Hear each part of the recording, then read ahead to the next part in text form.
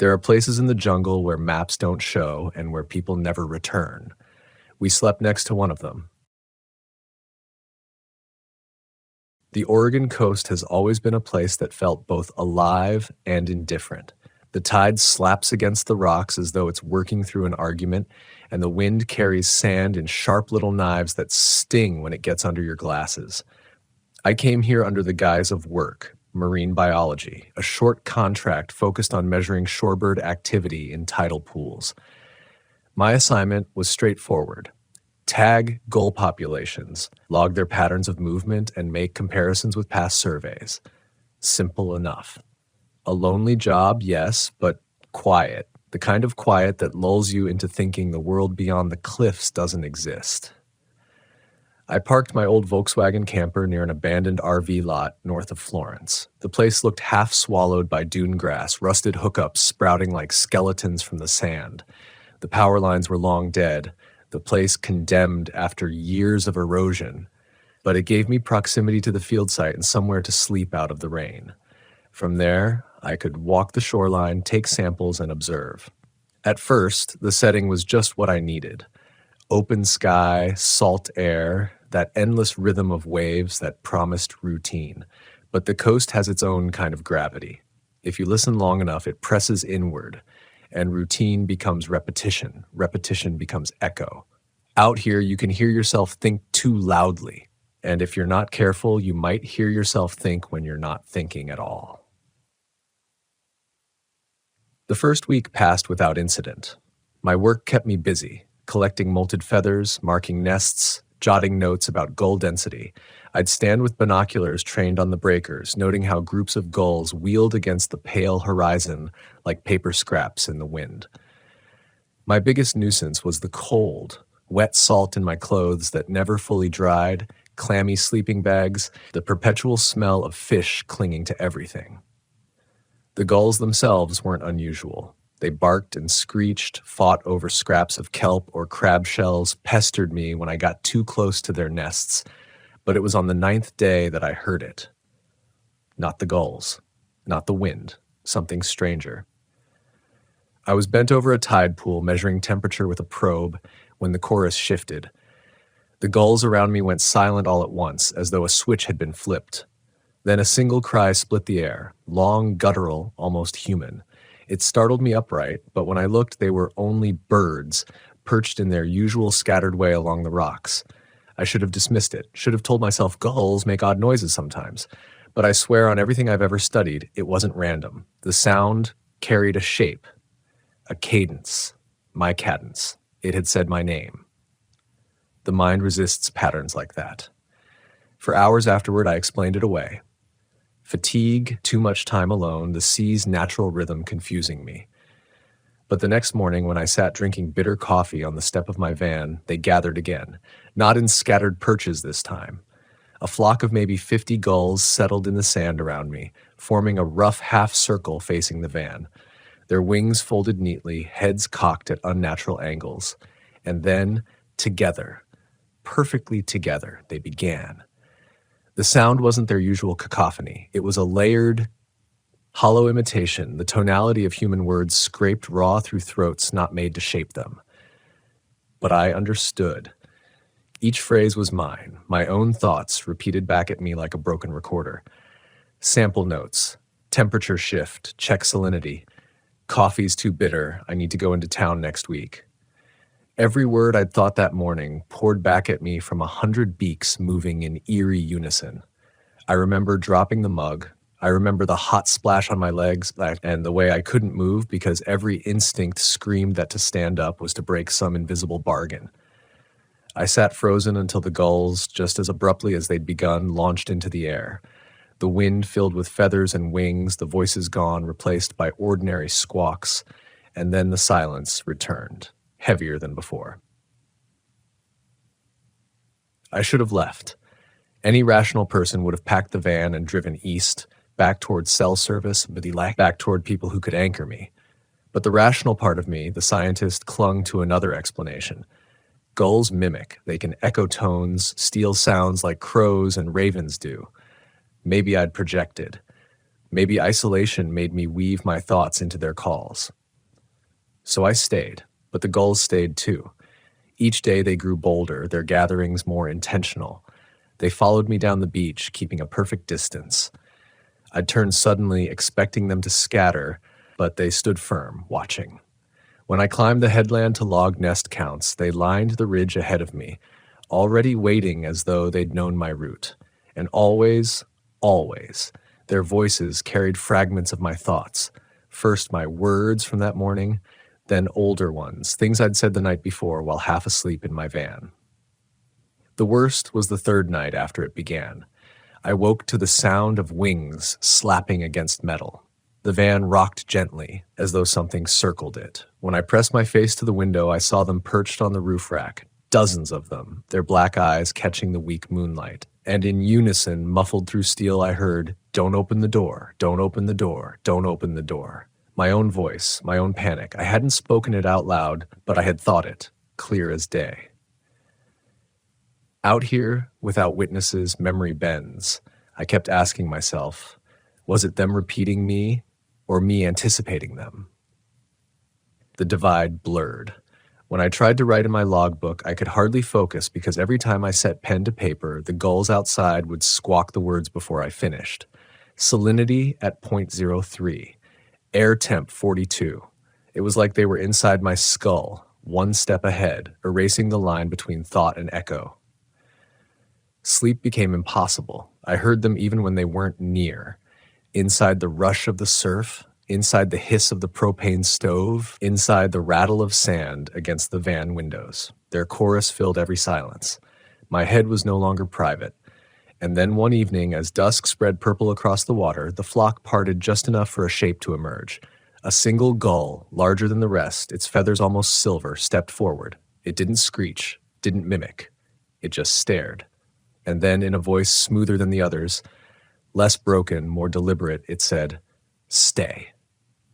That word wasn't mine. It wasn't anything I had thought.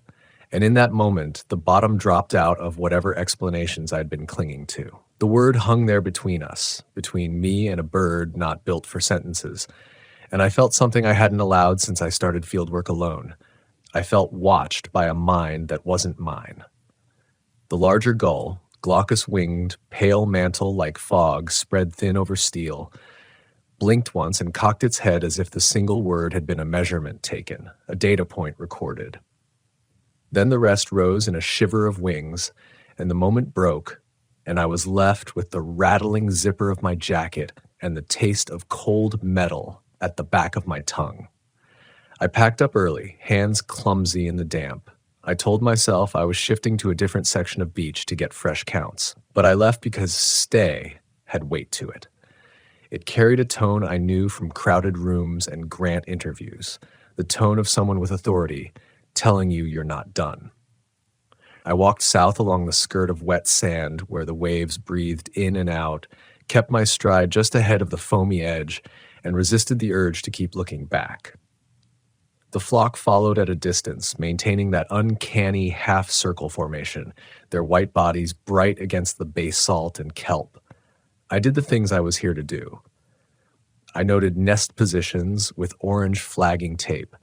I crouched at pools and checked anemones, felt the tiny pull of their arms close over my knuckle.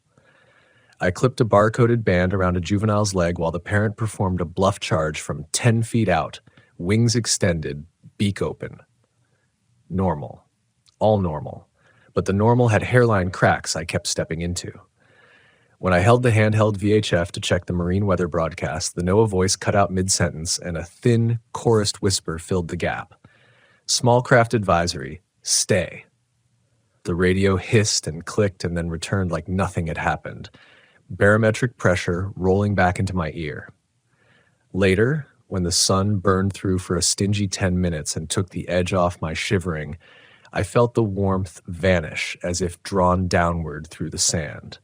And a fraction of a second later, behind me, the gulls began a low synchronized mutter of words I hadn't said yet.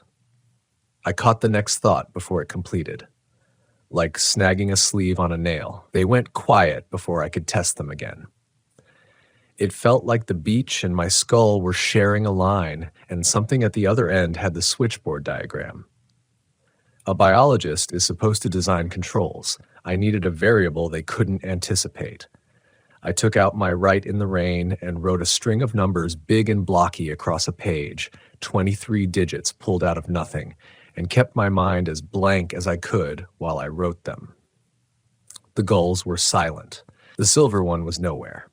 I breathed. I turned the page and wrote another string, different lengths, no pattern, no meaning. Still nothing. Relief loosened something between my shoulder blades. Then I closed the notebook, slid it into my cargo pocket, and the flock spoke in one smooth sheet of sound. 9, 7, 4, 8, 2, 0. Not in the right order. Not all of them. But 15 of the 23 were there, and the remaining digits arrived in the next gust of sound, as if the wind itself had rearranged them en route. They had waited until I was done so I couldn't inject noise. They had waited like a good observer waits, like I wait at a tide pool until the shrimp forget I'm a threat and resume their habits. I laughed. It came out wrong, a sound with no humor, the kind of noise a person makes alone when they realize a private joke is being told in a language they didn't know someone else could speak. A minute later, the laughing turned to dryness in my throat and a headache right above my eye that pulsed in time with a swash. The sky dimmed early under a sheet of marine layer, and I took the bluff path back to the van. The old RV lot was a fossil bed of people who'd believed the coast would give them cheaper mornings. The hookups were splayed like ribs, the little office a collapsed roofline behind a barricade of blackberry vines. My van stood alone in the gravel hollow I'd cleared with a shovel. On the step, not someone, had arranged objects in a careful spread. Bottle caps, mussel shells, rounded stones with the salt bleached out of them, a tangle of orange flagging tape I recognized as mine. It wasn't random. It was a crude map of the morning's transect line and my path to the headland, marked with stones at the points I'd stopped. The arrangement terminated in a tiny spiral of sand dollars that trailed off into nothing. At the center lay one of my barcoded bands, uncrimped, the plastic tongue bent back like a grin. I wanted to believe raccoons, ravens, children from somewhere down the sand. That's the thing about the Oregon coast. There's always a plausible animal and always a plausible prankster. But the sand around the display was stippled with footprints. Too many gull tracks to count, the 3 forward toes and the hint of a rear overlapping, circling, pressed deep where they had pivoted. In the clustered marks, you could see how they had stood there, how long they had stood there, all of them facing the van. I swept the objects into the crate by the door and took the crate inside. I don't know why. I told myself I didn't want to leave debris that would attract raccoons. I told myself I might need to... What? Show someone? As if there would be a later with an audience. It rained hard that night. The van roof thrummed like 1,000 fingertips. Whenever the downpour slackened, the other tapping began. The intermittent knock of beak on steel, the slow scrape down the side panel like something testing a zipper with a thumbnail. I lay inside my bag, hood cinched, the dampness persistent where my breath condensed, and listened to them take turns. The smell from the crate rose each time the wind pressed the seal under the door. Iodine, damp cardboard, a sweet rot from an old kelp stalk hidden under the mussel shells. Somewhere far down the beach, a buoy bell clanged and clanged with no wave big enough to explain it. Around midnight, I dozed, fell all at once off the edge of consciousness, and dreamed with the clarity only exhaustion makes. I was on a research vessel in the Gulf of Alaska. Years ago, during my first long hitch, when the deck turned to sand underfoot and the rollers became the back-and-forth breath of this very shoreline, I heard my friend Mark behind me. Mark, who'd fallen overboard on a night transit before anyone could reach a life ring, say, "Stay," in a voice that wasn't his, wasn't human. The chorus folded his tone into something wide and hollow. When I spun, expecting empty air because that's what memory always gives me, I wasn't alone. The The silver gull stood at the wheelhouse door, and through its open beak came the little click Mark used to make when he was thinking, a sound of tongue on teeth. Click, click, click. I woke with that click in the van with me. The tapping paused, the clicking continued. It wasn't beaks. It was somewhere inside the radio. A quiet metronome like the start of transmission tick an old captain once used before he spoke on low band. In engineer terms, it felt like a keep alive. I reached for the radio without turning on a light, thumbed the volume down until the click was a heartbeat, then off. The clicking went with it. What made my stomach drop was not that the sound had come through the speaker. It was that I hadn't noticed when the radio turned on. I slept again because bodies do what they have to.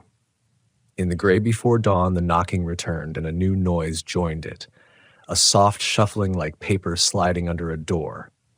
I unzipped, put my feet on the cold floor, and opened to the day. There on the step lay my logbook flipped to yesterday's entry. The page had been scored in thin, parallel lines like tiny rake marks. Through those shallow scars, in faint tracks that shifted where the pen had pressed harder, a sentence looked back up at me. The letters were wrong, angular and separated, spacing uneven, made of beak-poked points connected into strokes. But the sentence was legible. Do not trust the ones that speak only what you think. I looked at the tracks again. There were so many. I could picture them standing around my open book in the damp and the slick of dawn, stepping in and out so they could take turns. I could picture the beaks tapping back and forth as they figured out the shape of letters. The thought that they'd taught themselves writing reached for my rational brain like a hand from behind. I pulled back from it. There are children who can train pigeons to pick out shapes on cue. There are corvids that learn tasks by watching once. But the gulls here were doing it without a reward, I could see, and with a purpose that wasn't mine. There was a narrow, merciful part of me that wanted to take the warning exactly as written, hold on to the mirror and ignore the voice beyond it. But the words had another smell layered underneath, something like old fish oil cut with cleaner, solvent mixed with protein. I knew it from necropsy sheds, the chemical sweetness of preserved tissue and latex gloves powdered with cornstarch. A museum smell. A lab smell. For a second, I was on a different coastline in a different year, labeling a jar with a date and a code, and sealing something delicate in alcohol so future eyes could consider it. The smell made me think of human hands on bird bodies and notes written by other people in other weather, and the hairs along my forearms rose one after the other as if the room carried static. I ate breakfast deliberately. Oatmeal, peanut butter, water gone metallic from the van's old tank, and set out north. I told myself I would walk until the river mouth and cross on the log jam where the tide receded. I wanted distance from the van and the crate and the hand-done letters. Out on the flats, the wind had a low note under it, a vibration that made my jaw ache slightly, and the gulls followed at a further remove, not circling now, but arranging in long, shallow V's that reconfigured as I walked. When I paused to examine a section of wrack, their V's turned to lines parallel to the water, as if they were bracketing a boundary. At the outflow, sand hummocked under my boots, wet and loosely coherent, promising firmness where there wasn't any. I stepped and sank to mid-shin, and the cold shot up to my knee like a blade. The line of gulls ahead of me reshaped at once into a crescent, a fine-boned arc that suggested a safer path to my left. I moved in that direction, testing each footfall until the sand stiffened. The crescent shifted with me, opening, closing. They were shepherding, yes, but the question lodged in my throat. Toward what? Away from what? It's one thing to be guided around a hazard. It's another to realize your guides decide which hazards count as such. Beyond the outflow, a tangle of driftwood rose like a rib cage. Fluorescent ribbon fluttered on a length of bleached branch 3 feet off the ground. My ribbon, my initials in black Sharpie. Except I hadn't flagged anything here. When I pulled the tape free, a second set of letters showed through, older, paled almost to invisibility. A name. It took time for the paper to accept it. A.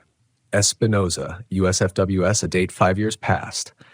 I'd met Espinoza at a conference once. She'd presented on colony disturbance and nesting success. Later, there were rumors, quiet ones, that she'd left the service abruptly after an incident during a coastal survey. Seeing her flag here turned the water inside me to ice. Under the driftwood, half buried, was the corner of a pelican case. The latch was corroded, but still moved. Inside, I found a waterproof notebook, a parabolic mic cracked at the dish, a plastic bag of silica packets, and a motion-activated camera with a gasket of salt blown into the seam. The last item was a flash drive wrapped in foil. That old, silly trick people use when they want to feel like they're protecting something. The foil had flaked to dull confetti. I slid the flash drive into a pocket like I was picking up something hot. I looked up to find the silver gull on the highest log. Up close, the mantle was almost luminous and the damp primaries pale enough to blend with the morning. It opened its beak and did not speak. Instead, the others did, and not in mimicry. They chanted a string of words I hadn't thought in years. Mark's drowning night rendered in cold detail, the angle of our deck light, the taste of diesel, the rope burn on my palms, the warble of our satellite phone, the held breath before anyone picked up. Hold, hold, hold. They had cupped my worst hour like a stone, and were turning it to show me the planes I had missed. I had told almost no one those details. There is a professional way to give a report after a death. You put down the facts in a shape that won't collapse. The gulls weren't repeating a report. They were playing the event back like they'd recorded it from inside my ribcage. The part of me that catalogs, the part that feels safe inside names, failed. If they could lift that from me, they could lift anything. And then the old worry I thought I'd outrun came roaring back on a different road. What if I hadn't lost Mark to a misstep and a bad wave? What if everything here, the mirroring, the arrangements, the V's and crescents, was a kind of net being thrown, not to hold fish, but to hold stories? Stay, the silver gull said again, and this time the word had another word braided through it, too low to parse. A sound like a mouth on the wrong side of a door. I took a step back out of reflex and felt the sand give way under my heel. I steadied myself and stared at their lined bodies and the ocean beyond them, flat as a sheet of dull metal. There was nowhere to go that didn't require passing through the circle of birds. I told myself I would go back to the van. I would boil water. I would open Espinosa's notebook and pretend the act of reading another biologist's hand could anchor me. The wind shifted. The warmth vanished from my face. The chorus began again, soft at first, building like a tide that doesn't look like it's moving until you see your footprints disappear. And over it all, faint but steady from my pocket, the flash drive clicked against the fabric with my heartbeat, a metronome I could not shut off. I trudged back along the headland path, the driftwood behind me vanishing into gray haze. The gulls followed in their strange precision, lines and crescents, never too close, never too far. I thought about running, just breaking into a sprint, plunging into the salal thickets and forcing my way through until I hit the highway. But there was a sour certainty that if I did, the gulls would anticipate my every turn. Worse, I couldn't shake the suspicion that the sand itself would betray me, open up under my boots the moment I tried to flee. The van sat in its hollow like a stranded shell. I climbed inside and slammed the door, the thunk of metal on frame and almost human comfort. My hands shook as I lit the stove and set water to boil, but when the blue flame caught, the warmth calmed me just enough to move. I laid Espinosa's waterproof notebook on the small counter, wiped the sand from its cover, and opened it. Her handwriting was cramped, field style, short notes, sketches of wingspans, shorthand for colony behavior. The first few pages looked ordinary, exactly what I might have written, until the entries shifted. Halfway through, the text veered. Voices consistent with internal thought structure.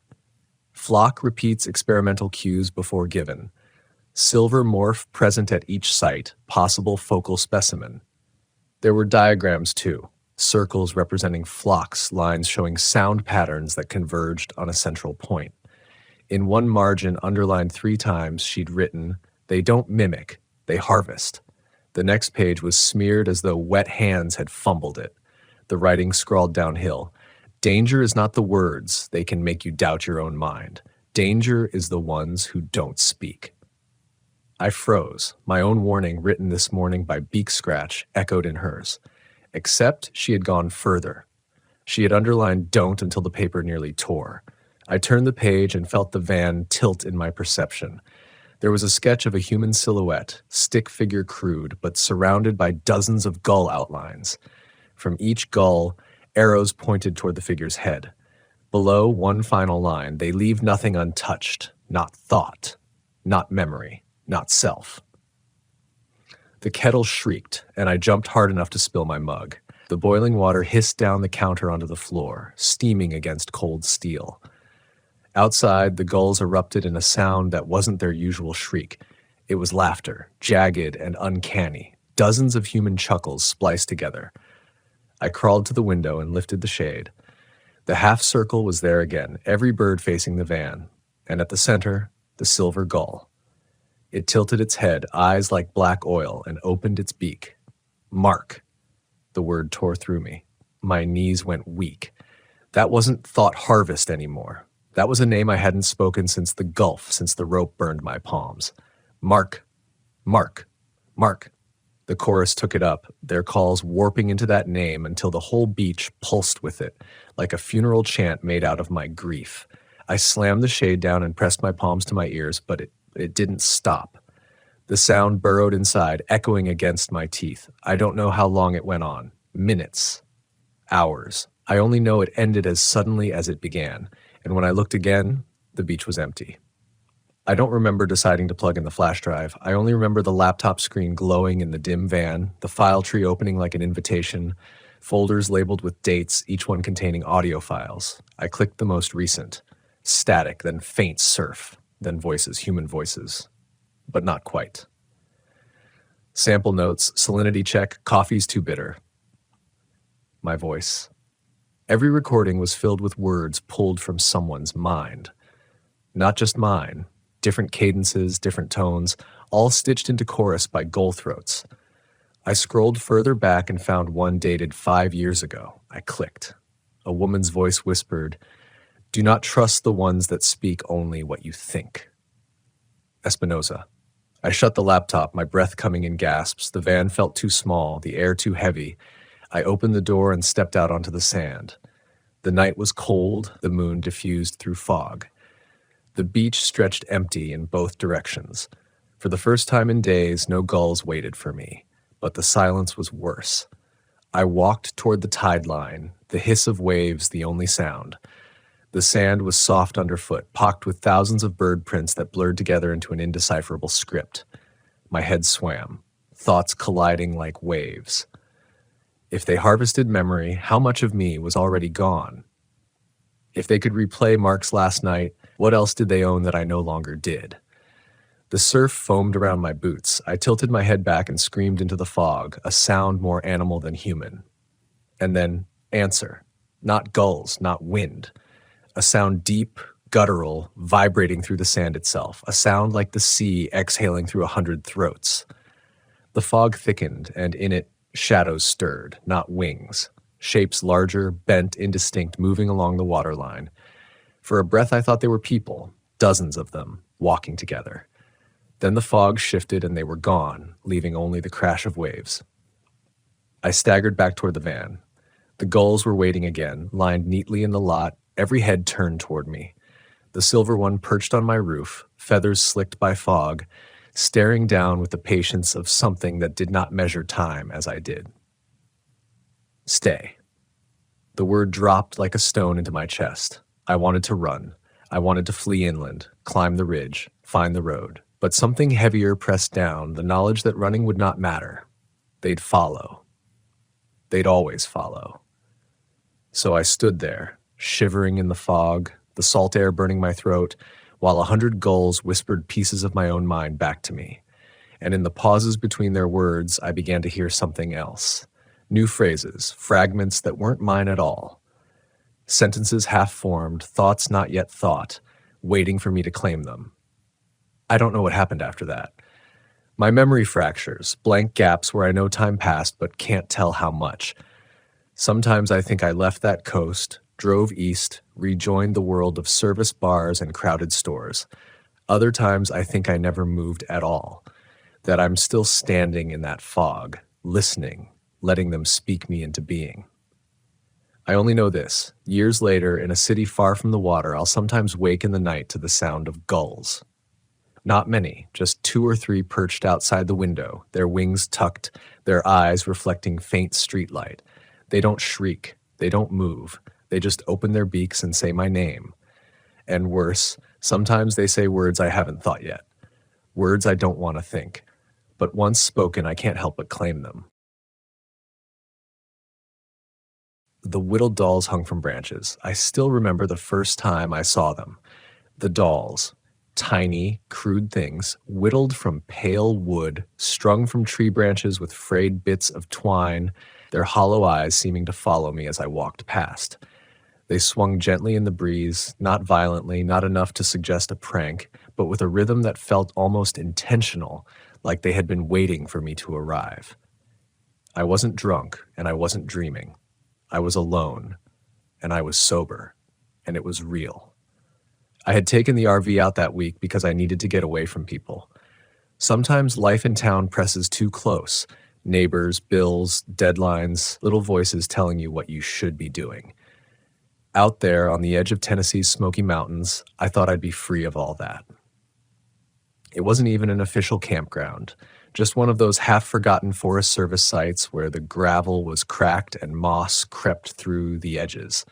The fire pits were rusting, the picnic tables warped with years of rain, the kind of place nobody visits anymore, which was exactly why I went. It was just me, my RV, and the woods. At least that's what I thought. The first night was quiet enough. Crickets, a whippoorwill calling from somewhere in the trees, the smell of damp pine needles after a light rain. I built a fire, grilled some meat I'd brought with me, and convinced myself that this isolation was healing, that I was doing the right thing by being out here. But I couldn't shake a strange sensation, the feeling that the woods were somehow awake, alert, and aware of me. Not hostile exactly, but watchful, as though the trees themselves were leaning a little closer, trying to listen to my breathing. That first night, I kept the fire going longer than I normally would. There was comfort in light, and I wasn't ready to let it all go dark. When I finally did crawl into bed inside the RV, I left the blinds cracked open, just enough to let me peek out at the tree line. I fell asleep with my eyes still half open, waiting for something to move out there. It was the second morning when I found the first doll. I had wandered a little farther than usual, following a deer trail through thick underbrush, looking for firewood that hadn't soaked through. The air was heavy with the smell of wet earth and mushrooms, and every step squelched beneath me. That's when I saw it. A little wooden figure hanging from a low branch, no taller than my hand, arms carved out like sticks, a body whittled without much detail. No face, except for 2 hollow eye sockets gouged deep into the wood. It spun slowly as I approached, turning to face me no matter where I stepped, as if suspended in perfect balance. I laughed nervously at first. Probably some kid's forgotten project. Maybe teenagers messing around. It was eerie, sure, but not enough to make me pack up and go. I told myself it was just a piece of trash someone left behind. But when I turned back toward camp, I noticed another. Hanging from a higher branch this time, almost hidden in the leaves. And then another, a few feet beyond it. By the time I made it back to where the RV was parked, I'd counted 7 of them in total. Each one positioned so that it was visible from the clearing if you happened to look closely enough. That night, I couldn't stop thinking about them. I poked at the fire with a stick, listening to the crackle, staring into the woods, half expecting more dolls to appear in the trees while I watched. The longer I sat there, the less convinced I was that kids had made them. The cuts in the wood were too deep, too careful, like someone had been carving these things for years. The twine that held them wasn't fresh either. It was weathered, gray, stiff, like it had been there through countless storms. I slept with the windows shut tight that night. The third day, I made a mistake. I decided to take one of the dolls down. I don't even know why. Maybe I wanted proof to show someone later, or maybe I just wanted to reassure myself it was nothing. The one I chose was hanging low, easy to reach. When I pulled it off the branch, the twine snapped like brittle bone. I turned it in my hands. It was rough, unfinished, but smooth in places where someone's fingers had held it for a long time. And the smell. It wasn't like normal wood. There was something foul about it, like damp rot mixed with copper. I brought it back to the RV and set it on the picnic table while I cooked. But the longer it sat there, the more it unsettled me. I couldn't eat with it in sight. I couldn't relax knowing it was there. Finally, I wrapped it in a towel and shoved it into one of the storage compartments outside. Out of sight, out of mind. Except it wasn't. That night, I woke up to a sound, a faint tapping against the RV's side panel. At first, I thought it was branches in the wind. But the sound was too steady. Tap, tap, tap. I held my breath, waiting for it to stop. It didn't. I forced myself to peek out the window, and that's when I saw them. The dolls. More of them, dozens this time, hanging all around the clearing, their pale shapes swaying in the moonlight. They hadn't been there when I went to bed. I was sure of it. And then, just before I pulled the blinds shut, I saw something worse. One of the dolls was tied to the handle of my RV's door. I lay awake until dawn, clutching a flashlight in one hand and a knife in the other, my mouth dry, my skin prickling at every noise. I told myself over and over that I wasn't imagining it, that I wasn't dreaming. Because when I finally worked up the courage to open the door the next morning, the doll was still there, swinging gently from the handle, waiting for me. I cut it down with shaking hands. I wanted to drive out that instant, but something in me resisted, some stubborn, stupid pride. Maybe it was the same reason I came out here in the first place. I didn't want to feel like I was running, like I couldn't handle being alone. So I stayed. God help me, I stayed. But I wish I hadn't, because the next night the tapping came again. And this time it wasn't just from one side of the RV. It was from every side, a slow, deliberate knocking, circling me, surrounding me, as if dozens of tiny hands were drumming against the walls. And somewhere in that awful chorus of knocks, I swore I heard a whisper. The knocking didn't stop for hours. It would move from one corner of the RV to another, like something circling me in the dark, testing every inch of metal and fiberglass that separated me from the night. Tap, tap, tap, tap. Sometimes soft, sometimes hard enough to rattle the window frame. I sat there gripping the knife, my flashlight trembling in my hand, every muscle burning with exhaustion, but I couldn't bring myself to close my eyes. When dawn finally came, the woods went silent again. It was as if nothing had happened. No dolls tied to the door this time, no marks on the RV, no footprints in the mud around the tires. Just silence and stillness, like the forest was daring me to say I imagined it. But I didn't imagine what I saw when I stepped out. The dolls were gone, all of them. Every single one that had been hanging from the branches the night before had vanished without a trace. It should have relieved me, but instead it hollowed me out. Because if they weren't there anymore, it meant someone, or something, had taken the time to remove them. Someone had been out here while I sat awake, gripping a knife, trying to pretend I was safe. I spent that whole morning pacing the clearing, debating with myself. Should I pack up and leave? Should I try to find out who was doing this? Every time I thought about leaving, something in my chest tightened. Like, if I drove away now, without understanding, the fear would follow me wherever I went. I'd see those faceless dolls in the rearview mirror for the rest of my life. But every time I thought about staying, my stomach knotted up with dread. By afternoon, the forest had taken on a strange stillness. No birds, no insects, not even the whisper of wind through the branches.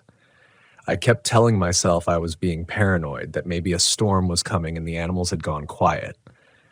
But deep down, I knew it wasn't weather. It was waiting. I decided to take a walk, thinking maybe I could shake the feeling. I grabbed my pack, stuffed it with water and a flare, and followed a narrow trail that led deeper into the trees. The farther I went, the heavier the air felt. The smell of damp moss thickened, clinging to the back of my throat. The light dimmed even though the sky was still clear. That's when I found the clearing. At first, it looked like nothing more than a break in the trees, a patch of open ground carpeted with leaves. But as I stepped closer, I realized the branches overhead were heavy with them. Dozens, maybe hundreds of dolls hanging in neat rows, their eyeless faces staring down. Some were small and fresh, their wood pale and clean. Others were old, split and weathered, darkened with age. A whole forest of little bodies swaying silently above me. I froze. Every instinct screamed at me to turn back, to run. But I couldn't move. It was like the air itself had thickened into glue. Then I noticed something worse. In the center of the clearing was a stump, smooth and flat like it had been used as a table. And resting on it were tools, a knife, a chisel, shavings of fresh wood scattered around. Whoever made the dolls hadn't just left them here. They were still working on them. The thought cracked something in me. My legs started moving on their own, stumbling backward, branches whipping at my face. I don't remember how I got back to the RV, only that by the time I reached it, I was drenched in sweat, my lungs burning like I'd been running for miles. I told myself I'd leave. Right then. I threw everything I could into the cabinets, yanked the cord out of the electric hookup, shoved the leveling blocks aside. My hands were shaking so bad I could barely get the keys into the ignition. But when I turned it, the engine sputtered and died. I tried again. Nothing. Again. Just a cough of air, then silence. I sat there, gripping the wheel so tight my knuckles cracked. The RV had been fine all week. I'd checked everything before leaving home. Now suddenly it wouldn't start? My stomach dropped as the thought came, maybe it wasn't an accident. I spent the next hours under the hood, tearing through wires, checking the battery, anything I could think of. But nothing worked. By the time the light started to fade, panic had set in. I wasn't leaving. Not tonight. Maybe not at all. And then the tapping started again. Soft, deliberate from the far side of the RV. I froze. Slowly, it moved around to the back. Then to the driver's side. Then to the door. Tap, tap, tap. Like a knock, but not asking to be let in, just reminding me it was there. I pressed my back against the cabinet, knife in hand, every breath shallow. I don't know how long it went on. Maybe minutes, maybe hours. Time stretched into something unreal, something endless. When silence finally returned, I thought maybe it was over. I thought maybe I could sleep just for a little while. But then I smelled it. Smoke. I bolted upright, heart hammering, and yanked open the blinds. A fire was burning just beyond the tree line, small but deliberate. A circle of flame, not spreading, not wild, controlled. Someone had built it there, close enough that I could see the sparks drifting into the air, and around that fire, shapes moved. I couldn't make out their faces, not from that distance, but I saw their outlines, figures hunched over, heads bent, hands working on something in the glow. I didn't need to guess what it was. I already knew. They were carving. And as I watched, one of them lifted their head, turning slowly toward the RV. Even in the dim light, I could see it. The mask, wooden, crude, with hollow eyes just like the dolls. I dropped the blinds, my chest heaving, my body locked in ice. For the rest of that night, I didn't move. I didn't dare breathe too loudly.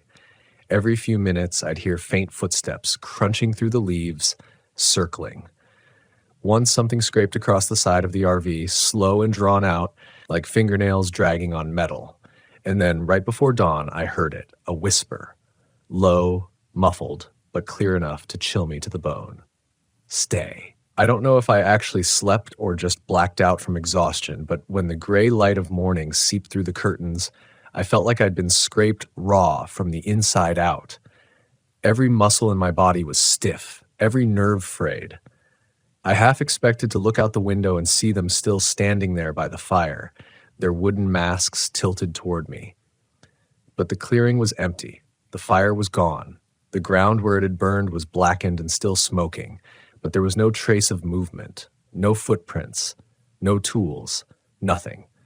For a moment, I convinced myself I had hallucinated it all. Maybe I'd been awake too long. Maybe the stress had cracked something in my mind. But then I saw it. Another doll. Hanging from the side mirror of my RV, it was larger than the others. Nearly the length of my forearm, its limbs carved with more detail, its head shaped into something almost human. Hollow eyes, but this time there was a mouth too. A crude gaping slit, cut wide open like it was screaming. I ripped it off the mirror and threw it as far into the woods as I could. My throat felt tight, like there was a noose around it. My only thought was to get out, no matter how. Even if the RV wouldn't start, I could walk. The nearest service road was at least 10 miles back, maybe more. But it was better than sitting here waiting for whatever was circling me at night. I stuffed a backpack with water, jerky, a flashlight, and the flare I'd brought. Knife in my belt. By the time I locked up the RV and shouldered the pack, the morning sun was higher, slicing through the branches in streaks of gold. It should have been comforting. It wasn't. Every shaft of light felt like a spotlight, making me too visible. I walked fast, keeping my eyes forward, but it didn't take long before I realized something was wrong. The trail I followed yesterday, the one that led to the doll clearing, was gone. The undergrowth had shifted, or maybe I'd misremembered the turn, but either way the landmarks were wrong. The trees looked different. The ground felt unfamiliar.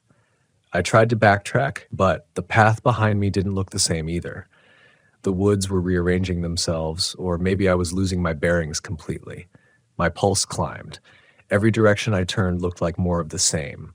Dark trunks, wet leaves, shadows stretched thin. That's when I noticed the first doll, hanging low, right at eye level, as if waiting for me. I froze. My throat tightened. I hadn't seen it on the way in. Someone had put it there while I walked. I spun, and there was another, farther off to the right, and another behind me. They weren't scattered now. They were guiding me, a trail of eyeless faces strung through the forest. I should have run, but my legs wouldn't move. I followed them. Each doll hung lower than the last, leading me downward into a shallow valley. The air grew colder, damp. The silence was suffocating. When I reached the bottom, the smell hit me first. Rotting wood mixed with something metallic like blood left too long in the sun. Then I saw the cabin. It was small, sagging against its own weight, the wood blackened with age and mold, windows covered with planks, the door hanging crooked on rusted hinges. Around it, the trees sagged with dozens more dolls, so many that they blocked out the sky, their shadows flickering across the ground as they swayed. Every instinct screamed at me to turn around, but I stepped closer. I don't know why. Curiosity, maybe? Or the sick pull of something I couldn't fight. The door creaked when I pushed it open. Inside, the air was heavy, thick with the smell of smoke and mildew. The cabin was one room, cluttered with tools, scraps of wood, and half-finished dolls piled in corners. Carving knives, chisels, ropes, shavings scattered across the floor so deep it looked like sawdust snow. And in the center, on a warped wooden table, sat a row of dolls unlike the others. These weren't faceless. They were detailed, human. Each one had features, eyes gouged deep, mouths carved into grimaces, hair made of coarse fibers that might have been animal fur, or something worse. Their proportions were strange, wrong, but I recognized them. Because one of them looked like me. The jaw, the hair, the curve of the nose, it wasn't exact, but it was enough. My stomach dropped. My knees nearly buckled. I reached out before I could stop myself, touching its surface, feeling the grooves of the knife marks, the cold lifelessness of the wood. And as I pulled my hand away, I realized the doll was warm like skin. The sound behind me was soft, but it split me open. Footsteps. Slow, deliberate, crossing the threshold. I spun, flashlight jerking wildly across the room, but the door was still half open, the sunlight spilling in, no one there. And then the whisper came again, closer this time, filling the cabin like smoke seeping from the walls. Stay. The air pressed in on me, heavy and suffocating. My chest seized, my vision tunneled. I backed toward the door, nearly tripping over a pile of shavings, my heart pounding so hard it hurt. The whisper followed me, not from one direction but from everywhere at once, curling into my ears. "Stay," I bolted. Out the door, through the clearing, tearing at the branches as I ran. The woods blurred past, my breath ragged, lungs burning, eyes stinging with sweat. I didn't care where I was going anymore. I just had to move. I just had to get away. But no matter how far I ran, the dolls were there, hanging in the trees, always ahead of me, swaying in perfect rhythm, guiding me deeper and deeper. By the time I staggered back into the clearing where my RV sat, the sun was low again. I collapsed against the bumper, shaking, retching into the dirt. The sight of that beat-up vehicle should have been a relief. It wasn't. It felt like a cage. And then I saw what they'd done. Across the RV's side, etched into the paint with something sharp, were words. Uneven, jagged, but clear enough to read. "We are not done." I pressed my hand against the carved letters, my fingertips trembling over each groove. The words dug into the RV's metal like they had been gouged by claws, or maybe by the same knives that carved the dolls. The paint had curled outward, flaking beneath my touch. Whoever wrote it hadn't done it in a hurry. They'd taken their time. I stumbled back, my throat dry, and scanned the tree line. Nothing.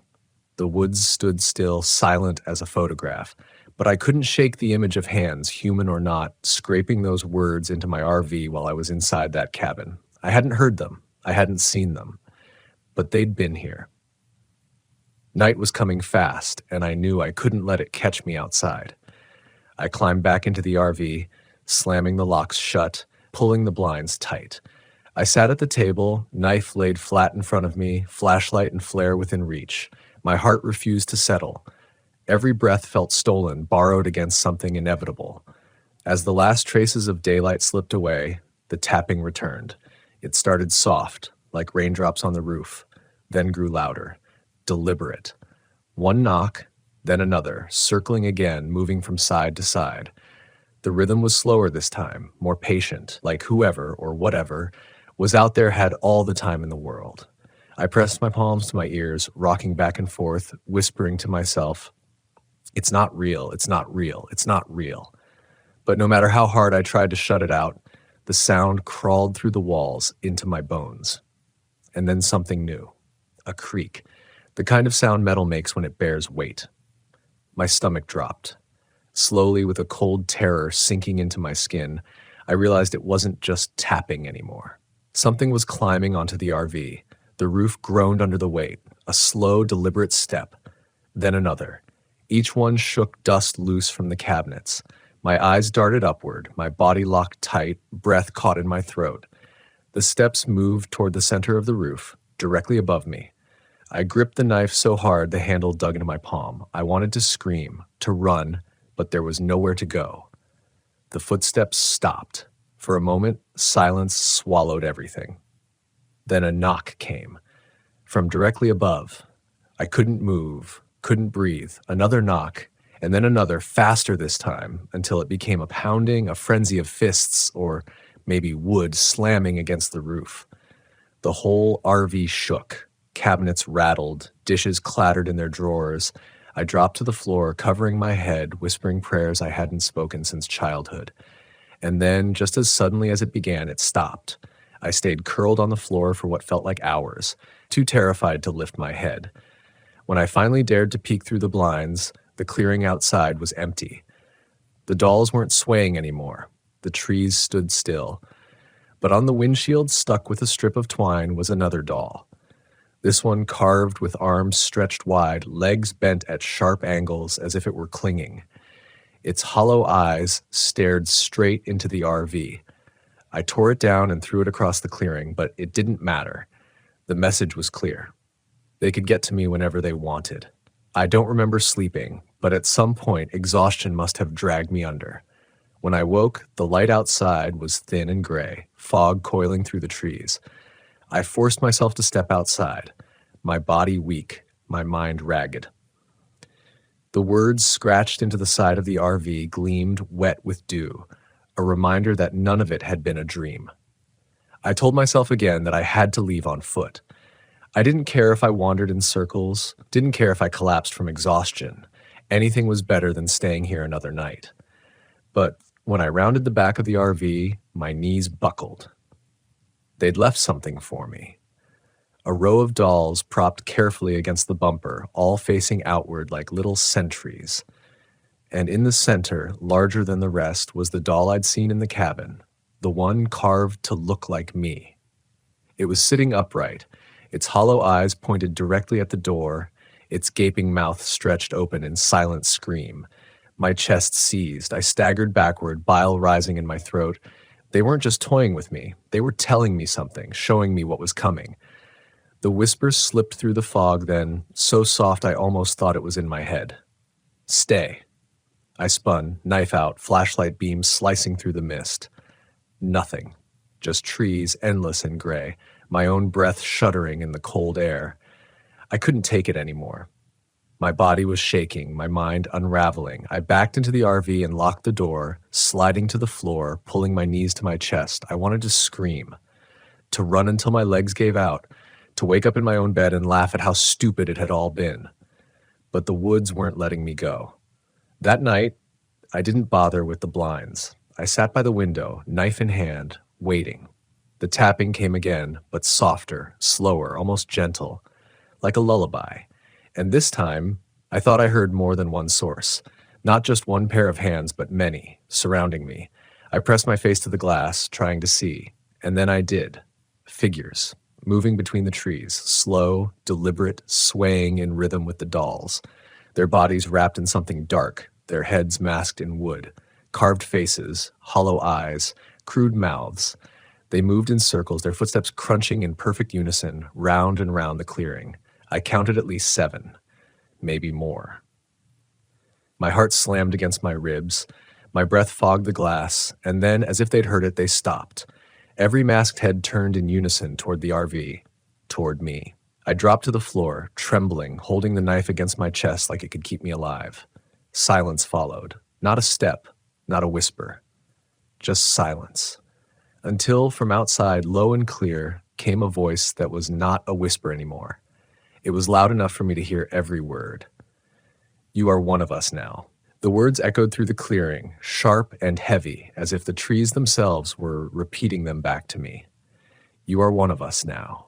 I sat frozen on the floor, gripping the knife so hard my palm burned. My whole body felt like it was caught between two instincts, run or fight, but both seemed impossible. There was nowhere to run, and what could I fight against? Shadows? Masks? The woods themselves? I forced myself up, crouched low by the window, peering through the gap in the blinds. The figures hadn't moved. They stood in the tree line, wooden faces tilted, watching the RV with a patience that churned my stomach. And then one of them stepped forward. The firelight from the night before had hidden their details, but now, in the faint silver glow of the moon, I saw it more clearly. The mask wasn't just carved, it was grafted. Wood pressed tight to skin, nails or wires binding it along the edges. Where the mouth of the mask gaped open, I thought I saw lips beneath, torn or sewn into place. I staggered back, bile burning my throat. These weren't just masks, they were fusions. Faces turned into wood, or wood forced onto faces until the two became inseparable. The figure stopped at the edge of the clearing, its head cocking sideways in a jerky motion. The hollow eyes aimed at me. It lifted its hand, and dangling from its fingers was a doll, the one carved to look like me. It held the doll up, turning it slowly in the air, like it was showing me a reflection. My knees gave out, and I sank to the floor, whispering, "No, no, no." The pounding came next. Not the slow, deliberate tapping I'd heard before. This was violent. Fists, or wood, or something heavier, slamming against the sides of the RV, shaking it hard enough that the dishes crashed from the cabinets, glass shattering across the floor. The walls groaned under the impact. They were circling again, but faster now, frenzied, the blows coming from every direction. I crawled to the driver's seat, fumbling with the keys, trying the ignition again, even though I knew it was hopeless. The engine sputtered, coughed, and went silent. I slammed my fists against the wheel, screaming in rage and terror. The pounding grew louder, closer, until it felt like the RV would split apart. And then came the scraping, long, drawn-out drags across the windows, nails or knives screeching against glass, setting my teeth on edge. I knew they were trying to break me down, to make me open the door. My breath came in shallow gasps. I clutched the flare from my pack, tearing at the cap with shaking hands, praying I remembered how to light it. My fingers slipped, the plastic tearing at my skin, but finally, the flare hissed to life, spilling angry red light through the cabin. I held it up to the window. For the first time, the pounding stopped. The figures stood still in the red glow, their hollow eyes catching the light, their bodies motionless. The one holding the doll lifted it higher, then slowly, deliberately set it down on the ground. A signal. A promise. Or a warning. The whisper came again, but now it was all around me, pressing in from every wall, vibrating through the floor. Stay! Something snapped in me. I screamed back at them, my voice raw, animal. I'm not staying! You hear me? I'm not staying! I shoved the door open and lunged into the clearing, flare blazing in one hand, knife in the other. The night swallowed me whole, the cold biting into my skin, but the figures didn't retreat. They just stood, heads cocked, watching. I swung the flare in wide arcs, the red light scattering across their masks. Leave me alone, I shouted. Stay the hell away from me. For a moment, silence held. The only sound was my ragged breathing, the flare's hiss. Then, one by one, the figures began to move, not toward me, but backward, melting into the tree line, swallowed by shadow. I stood there, chest heaving, my eyes stinging from the flare's smoke. I wanted to believe I'd scared them off. But deep down, I knew better. They weren't leaving. They were waiting. I stumbled back into the RV, slamming the door, dropping the flare into the sink where it hissed and died. Red after images burned across my vision. The silence pressed in, thicker than ever. And then I realized something terrible. The doll, the one carved to look like me. It wasn't outside anymore. I searched the clearing through every window, my pulse racing, my breath shallow. Nothing. No doll. No figures. Just empty woods. I turned back inside, every nerve on fire, and froze. It was sitting on the table, propped upright, perfectly balanced, its hollow eyes staring at me. My scream tore from my chest before I even realized it. I grabbed the doll and hurled it against the wall, wood splintering as it cracked apart, shards scattered across the floor, the carved head rolling beneath the cabinets. For a heartbeat, silence. Relief. And then the RV shook. Violent, sudden, as if something massive had slammed into its side. Plates clattered to the ground, lights flickered, my knees buckled. I stumbled forward, catching myself against the counter, heart hammering. Another slam, harder this time, denting the metal wall. Then another, from the opposite side. The whole vehicle rocked with the force of it. They weren't knocking anymore. They were trying to break in. I dropped to the floor, clawing under the cabinet for the doll's head. My hands found it, splintered and rough, its carved eyes gouging into my skin. I don't know why I grabbed it. Maybe some desperate, irrational thought that if I held onto it, they couldn't complete whatever they were doing. The pounding intensified, every slam rattling my bones. The windows rattled in their frames, hairline cracks spidering across the glass. I curled against the wall, doll's head clutched to my chest, whispering through gritted teeth, "You can't have me. You can't have me." But in the roar of the assault, I heard it again. Not whispered this time, shouted, deep and guttural, shaking the air. "You are one of us now." And then the glass shattered. The sound was deafening. The window exploded inward in a storm of shards, glass raining across the floor, catching in my clothes, cutting my hands as I threw my arms up. Cold night air rushed in, carrying the damp, rotten smell of the forest and something else beneath it, an odor like burnt wood and copper, sharp enough to make my throat tighten. I scrambled back, the doll's broken head still clutched to my chest. The knife lay just out of reach, across the floor where I'd dropped it.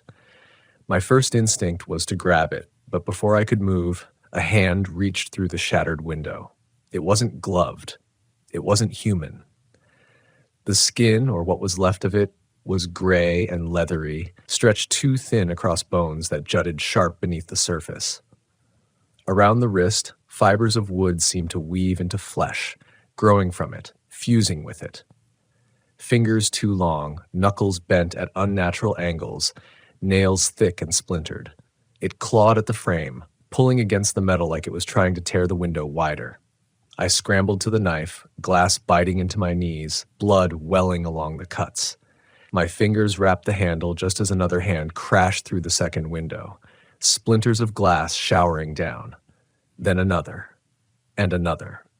They were everywhere, arms reaching, grasping, clawing, filling the air with the scrape of wood against steel. I swung the knife at the first one, slicing across its wrist. The blade bit deep, but instead of blood, a black resin oozed out, thick and tar-like. The hand jerked back, but the others kept coming, fingers clawing at my shirt, my hair, my legs. I kicked and slashed wildly, adrenaline flooding me, my throat raw from screams I didn't recognize as my own. For every arm I cut, another pushed through, reaching farther, their wooden masks pressing against the broken glass, hollow eyes staring, mouths frozen in carved grimaces. And then one of them spoke. Not whispered, spoke. The voice came low, muffled, vibrating through the mask. "You are ready." I lost it. I lunged forward, stabbing hard into the nearest mask. The blade sank into wood, splintering it, but as the figure reeled back, I saw what was beneath. A face. Human once, but ruined. Skin torn, stretched, stitched into wood, lips cracked and gray, eyes sunken into darkness. The mask hadn't been placed over the face. The mask had become the face. I staggered back, bile burning my throat, vision swimming. My knees hit the cabinet. I couldn't breathe. I couldn't think. That's when the door rattled. I spun, knife raised, just in time to see the handle twist. The lock groaned under pressure. I lunged at it, throwing my weight against the door. The handle jerked violently, metal squealing, wood fibers pushing through the gap as though the door frame itself was rotting, splitting under their touch. My chest heaved. My vision blurred with tears. I pressed the knife against the door, whispering, "You can't have me. You can't have me." And then, silence. The hands withdrew. The pounding stopped. The figures outside froze, their masks gleaming in the pale moonlight. For a heartbeat, I thought maybe I'd fought them off. Maybe they'd given up. Then the whisper came again, right behind me. "Stay." I spun so fast my knees nearly gave out, knife slashing at empty air. But the whisper wasn't outside. It wasn't in the walls. It was inside me, curling through my chest, vibrating in my bones. The doll's head slipped from my grip, rolling across the floor. And when it stopped, it didn't face upward the way it had before. This time it landed upright, perfectly balanced, staring straight at me. And its mouth moved. Not much. Just a twitch, a split widening by a fraction. But enough. Enough for me to drop the knife, to collapse back against the wall, my whole body trembling. The pounding returned all at once, louder than before. Fists hammering, glass shattering further, metal groaning as the RV shook. I clapped my hands over my ears, screaming until my throat tore, but it didn't drown it out. The doll's voice cut through the chaos, high, reedy, almost childlike. "You are one of us now." My vision tunneled. The walls seemed to bend inward, the ceiling pressing down, the air thickening with rot and resin. My body refused to move, refused to fight. And then, just when I thought the RV would split apart, everything stopped. The pounding, the scraping, the whispers, silence. I stayed curled on the floor, waiting, listening, my heart pounding in my ears. The night outside remained still. No footsteps, no masks, no sound. Minutes passed, maybe hours. I didn't move, couldn't, until I realized the quiet wasn't safety. The quiet was worse, because it meant they were inside. I didn't hear them move. I didn't see them enter. But I felt it, the shift in the air, the weight of unseen eyes pressing on my skin. I lifted my head, slow, terrified, and saw it. A figure standing in the far corner of the RV. Tall, gaunt, head bent at an unnatural angle, the mask carved deeper than the others, the wood cracked and split to reveal veins of black resin pulsing underneath. Its arms hung too long, fingertips nearly grazing the floor. And in its hand, dangling from a loop of twine, was the broken doll's head. It raised the doll to its wooden mouth, and for the first time, the voice didn't whisper. It roared. "You are one of us now." The lights burst above me, glass raining down, plunging the RV into darkness. I hit the floor hard, my arms scraping across the shards of glass, the knife spinning out of reach. The darkness was total, suffocating, the air filled with the stink of rot and resin. I crawled backward on instinct, palms slicing open, teeth gritted against the pain, my breath coming in jagged sobs. The roar still vibrated in my ears, but when I glanced up, the corner of the RV was empty. The figure was gone. The doll's head was gone. But I wasn't alone. I felt the weight of them before I saw them. Shadows shifting against shadows, the air bending, the faint scrape of wood on steel echoing in the black. My chest tightened, my body locked in place, every nerve screaming to move, but every muscle failing me. And then the first hand touched me. It brushed my shoulder, light as a whisper. A wooden finger, rough and splintered, dragging across my shirt. Then another hand gripped my ankle, cold and wet, and yanked. I kicked wildly, screaming, my foot connecting with something solid that cracked like dry wood. A hiss followed, low and wet, and the hands tightened. I clawed at the floor, pulling myself forward, my nails catching on the linoleum as they dragged me toward the shattered window. "No," I roared, my voice breaking, my throat raw. I kicked again, harder, twisting free for a moment, just long enough to lunge for the knife glinting faintly in the dark. My fingers closed around it, and I slashed backward, blind, wild. The blade connected. The scream that followed wasn't human. It was high and shrill, like a tree tearing in half during a storm, resonating in my chest until my teeth ached. The hands let go. I scrambled to my feet, knife clutched so tight it cut into my palm, and I ran. Through the broken window, glass tearing at my arms and legs, into the night. The cold air hit me like a wave, wet and heavy, thick with the smell of pine sap and mold. My feet slammed the ground, my lungs burning, my mind blank except for one word: run. Branches tore at my clothes as I stumbled into the trees. The forest was alive with sound, cracks, groans, whispers carried on the wind, voices that weren't voices, laughter that wasn't laughter. The further I went, the more the trees seemed to close in, their branches weaving overhead until the moonlight vanished, leaving me in a tunnel of black. I didn't dare stop. My legs pumped, my chest heaved, my heart pounding so hard I thought it would burst. Behind me, I heard them. Not footsteps, not exactly, but something heavier, like roots tearing free of the soil, like branches dragging across the ground. Every few seconds, I caught a glimpse, a pale mask between the trunks, a long arm stretching out of the dark, the faint glint of resin dripping from bark that wasn't bark anymore. The forest itself was changing. The trees were wrong, too twisted, too close, their trunks splitting into faces carved by rot and age, their branches bent like arms reaching for me. The smell grew stronger, a choking sweetness like sap left to rot in the sun. My feet slipped in the mud, thick and sticky, clinging to my shoes like hands trying to pull me down. I fell once, slamming hard into the ground, the knife skittering away. My palms sank into the mud, but it wasn't mud. It was black, viscous, warm, resin. My skin burned where it touched, tiny blisters rising instantly, the pain shooting up my arms. I yanked free, gagging, scrambling for the knife, forcing myself back to my feet. And then I heard it, a lullaby. Faint, off-key, carried on the wind. A woman's voice, gentle, humming a tune that clawed at something buried in me. I froze. My heart seized, because I knew that song. My mother used to hum it when I was a child. I turned, slowly, knife shaking in my hand. And there she was. At first glance, it looked like her. Standing between the trees, arms outstretched, her face soft, kind, her lips moving with the lullaby. Her eyes glowed faintly in the dark, wet with tears. But when I blinked, the mask slipped. Her face cracked, splitting down the middle, like wood fibers stretching across her skin. Her smile was carved, too wide, her tears black resin. Her hands weren't hands at all, but branches, splintered and jagged, reaching for me. "Come home," she whispered. My scream tore through the forest. I turned and ran harder than I ever had, lungs ripping apart, legs on fire, branches clawing blood from my skin. Behind me, her voice followed, breaking into laughter, then into a chorus of whispers, all overlapping, all calling my name. The ground sloped suddenly steep, and I lost my footing. I tumbled, rolling hard, smashing into rocks, branches snapping beneath me. My head cracked against the earth, stars exploding in my vision.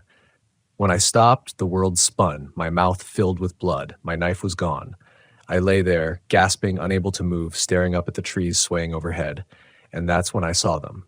The dolls. Dozens. No, hundreds. Hung from every branch above me, swaying in perfect unison, their carved faces glinting in the faint moonlight that cut through the canopy. Some were old, their wood cracked and gray. Some were fresh, still slick with resin, their features eerily human. All of them turned slowly, their hollow eyes fixed on me, and one of them, God help me, had my face. I staggered upright, swaying, bile rising in my throat. My legs barely held me, but I forced myself forward, weaving through the hanging dolls, their bodies brushing against my skin, leaving streaks of black sap. Their mouths moved as I passed, whispering fragments of words, fragments of my own voice. Stay, stay, stay. I broke through the last of them, stumbling into a clearing. My chest heaved, my body trembled, and there, in the center of the clearing, stood the figure from the RV. Taller now, towering, its mask split wide to reveal the pulsing resin beneath. It raised its arms, long and jagged, and in its hand it still held the doll's head. But now the doll wasn't broken. It was whole, complete, its face fully formed. My face. The figure lifted it high, and the forest erupted with whispers. You are ready. The ground shook beneath me, resin bubbling up through the soil, black veins spreading across the earth like roots. The dolls above swayed violently, their voices rising in a deafening chorus. And I knew, with a clarity that nearly stopped my heart, that this wasn't about scaring me. It was about changing me. The forest wanted me. The dolls wanted me. And if I didn't escape now, I wouldn't just die here. I'd become one of them. The clearing pulsed. I swear to God, it breathed. The ground rose and fell beneath my feet, soft and spongy like the lung of some giant buried creature. Every tree surrounding the circle leaned inward, their branches bent low as if to watch, their dolls swaying like pendulums. I staggered backward, my legs shaking, my chest collapsing with each ragged breath. The figure towered at the center, arms raised, holding the doll with my face aloft, like a priest lifting a relic. Resin dripped from its cracked mask, hitting the ground in thick black drops that sizzled where they landed. The air stank of burned pine and something sweet, cloying, almost metallic. My stomach churned. I wanted to run, but when I glanced back, the trees had closed together. The way I came was gone, replaced by a wall of trunks pressed tight, bark groaning, branches knitting into a cage. I was trapped. The figure lowered its arms, tilting the doll toward me, and then the whispering stopped. Silence fell. The kind of silence that presses against your eardrums, that makes your own heartbeat sound deafening. In that silence, I heard it. A voice, not from the figure, not from the dolls, but inside my head. My own voice. You don't have to run anymore. I froze. My hands shook, slick with blood and resin, my lungs seizing. The voice was calm, soothing, reasonable. You've been running your whole life, from mistakes, from grief, from yourself. That's why you came here, isn't it? To finally stop. No, I rasped aloud, shaking my head. No, that's not me. That's you. But even as I said it, I couldn't deny how true it felt. The weight I'd carried into this trip, the silent heaviness that pressed down on me long before the first doll appeared. It was here, manifest, taking form in the forest. The figure stepped closer, slow, deliberate. Each footfall sank into the earth, sending ripples through the clearing. The doll it carried tilted as though straining to see me better, its wooden lips curling into the faintest carved smile. The voice in my head grew louder. Look at yourself. Exhausted, bleeding, alone. Out here, you don't have to fight anymore. You can belong. I shook my head harder, teeth clenched, tears stinging my eyes. I don't belong here. I don't belong to you. But my body betrayed me. My legs wobbled, taking a step forward without permission. My chest loosened, my shoulders dropping as if some invisible weight had lifted. For one terrifying moment, the thought slithered through me. What if they were right? What if it would be easier to give in, to let the forest swallow me, to become wood and resin and silence, to never feel this fear again, never carry regret again, never be alone again? The dolls swayed above, their carved mouths parting, not whispering now, but humming. Low, rhythmic, almost peaceful. The same lullaby my mother used to hum. And I wanted to close my eyes. I wanted to sink into it.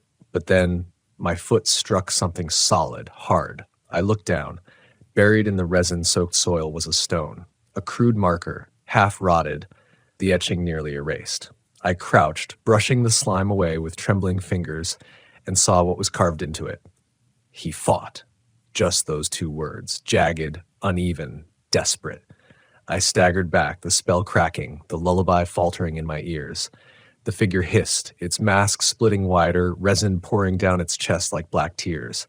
The dolls above shrieked in unison, their faces contorting, their strings snapping as they dropped one by one, hitting the ground around me with hollow thuds. Panic surged. The choice was gone, escape or surrender, life or wood, right now. I ran. I didn't know where, only that I had to move, to tear myself from the gravity of the clearing. The ground heaved beneath me, resin bubbling up like tar pits, catching my shoes, burning my skin. Dolls lunged from the ground like roots, their arms stretching, grasping for my legs. I slashed with my hands, with nothing, with rage, stumbling forward.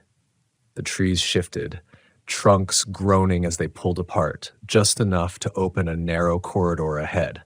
I didn't trust it. I didn't trust anything here. But it was all I had. I sprinted. Behind me, the figure roared, the sound tearing through the clearing like a storm ripping trees from their roots. Dolls screeched, the lullaby warping into screams. The corridor shuddered, narrowing, branches slashing across my face and arms, drawing blood. But I forced myself through, one step, then another, lungs collapsing, heart exploding until suddenly, light. I burst out of the tree line, stumbling into an open stretch of campground road.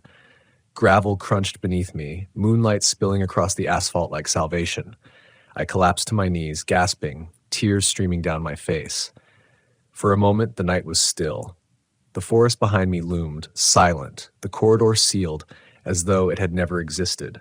I turned back, shaking, half expecting the figure to burst through after me, but nothing came. The trees stood quiet, their branches bare, no dolls hanging, just shadows, and that should have been a relief. But it wasn't, because in the silence of that empty road, I could still hear the lullaby. Not loud, not close, but faint, tucked in the corner of my mind like an echo that would never leave. And when I raised my hands to my face, shaking, splinters. Fine, sharp, buried beneath the skin of my palms, tiny veins of resin trailing from them like roots. I wasn't free. Not really.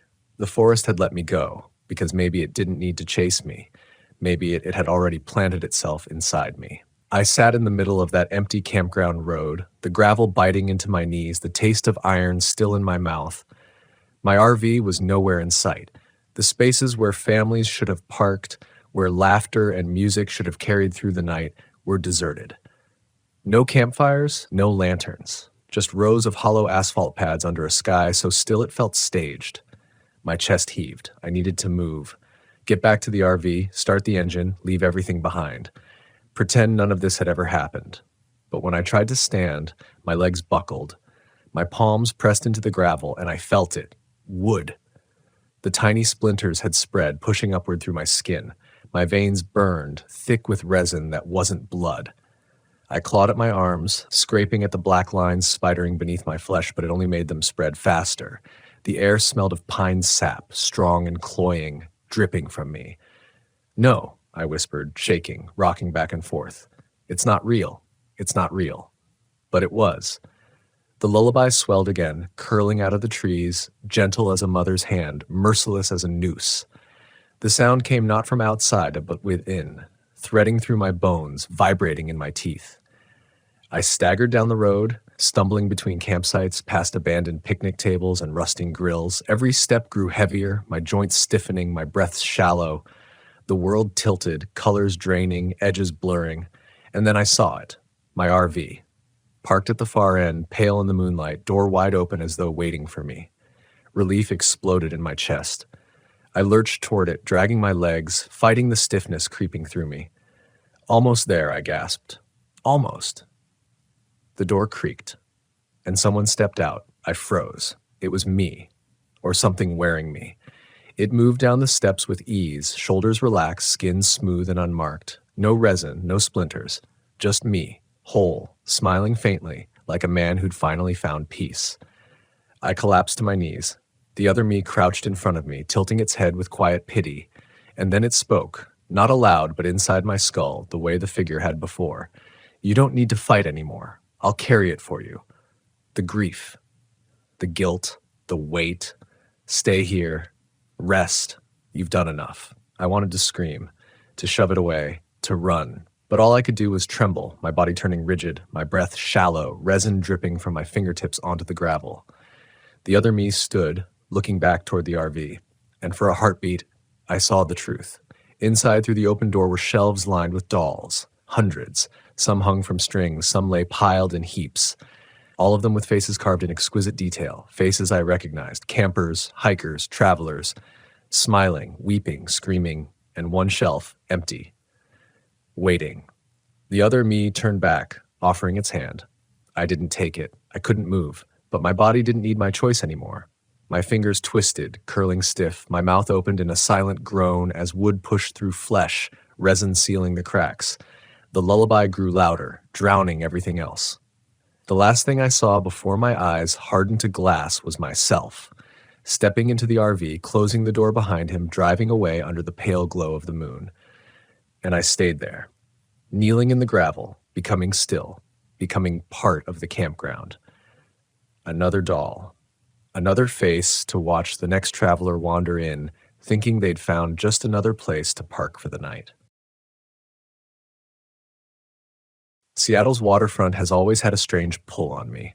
I don't mean the tourist version of it, Pike Place crowds, ferry horns, the salty smell mixed with fried fish and roasted nuts. I mean the underbelly, the parts of it you only see if you're the one sent to fix what no one else notices. Warped planks underfoot, rusted braces slipping into the tide, piles trembling like teeth when a container ship glides by. That's what I do. I'm a carpenter, contracted by the city and the Port Authority to keep old wood alive. I tell myself that wood is just another body. You can read its fatigue in the knots, see its scars where iron rubbed it raw, smell its rot when it's too far gone. Replace what can't be saved, shore up what still has fight in it. Simple work, straightforward. But last fall, on a gray Thursday morning, I stepped onto a dock I'd been called to inspect, and I swear to you, the wood was breathing. I wouldn't be saying this if it hadn't kept happening, if it hadn't gotten worse, if I hadn't left something of myself out there in the tide pools beneath the pier. The dock sat south of the ferry terminal, away from the tourist strip, a stretch of planking that led to nowhere, used once for fish hauls, now mostly forgotten. Seagulls owned it. Rust claimed it. I'd been told by my supervisor it needed patching before the winter storms pulled it apart. I had my kit with me, circular saw, brace and bit, pneumatic gun, fresh cedar beams strapped to a dolly. The morning air clung wet and metallic, thick with the copper tang of old salt mixing with diesel fumes from a tug idling out in the bay. The tide was halfway in, swell against pilings, that hollow thump. I'd worked 100 docks, but this one leaned differently. It seemed to bow down toward the water and then rise back, slow, like the deck itself was inhaling. The gulls weren't landing either. They circled but wouldn't touch. That should have been my first warning. I crouched to inspect a plank near the far end, the wood damp and spongy. Pressing my palm down, I felt something give, but not the splinter of rot, not the shift of age. It pushed back. A slow, deliberate swell. I froze, palm still against it. The wood rose beneath me, then eased down again, steady, rhythmic, like a chest. I pulled back, shaking my head. Tired. That was all. Maybe I'd leaned wrong. Maybe I'd rocked it on its braces. But when I set my hand down again, the plank lifted under my weight, then sank with a long creak that sounded less like stress and more like exhalation. I drew back so fast my tool belt clattered against the boards. The sound echoed across the quiet pier, too loud, too sharp. And in that silence afterward, I thought I heard something. No, I know I heard it. A hollow gurgle beneath the dock, as if water had been sucked down a throat. Work teaches you discipline. You don't panic over every noise. I told myself I was imagining it, that maybe there was a pocket of trapped air, some trick of the tide. My rational brain tried to take the wheel. So I cut into the plank. The circular saw shrieked, biting down through cedar and rot, but the wood shuddered beneath the blade, and the plank flexed, not split, not cracked, flexed like cartilage. The saw bucked in my hands, teeth screeching against something wet, and then came the smell. Not rot, not brine. Something rank and chemical, like bleach mixed with old blood. It burned my nose, clawed at my throat. My eyes watered. I killed the saw and staggered back, gagging. The dock gave a long, low groan beneath me, a sound that traveled from one end to the other. Not the wind, not the tide. It vibrated through my boots into my calves, rising up my bones like a warning. The gulls shrieked overhead and scattered east, abandoning the water entirely. I should have left. I should have packed my tools and called the port office, told them the dock was unstable, condemned, beyond saving. But there's a pride in my trade, an ugly stubbornness. You don't let wood scare you. You don't let your nerves invent ghosts in the grain. So I told myself I'd finish the inspection. Just mark the planks that needed replacing. Kneeling again, I touched another board and felt the same swell beneath it. Inhale.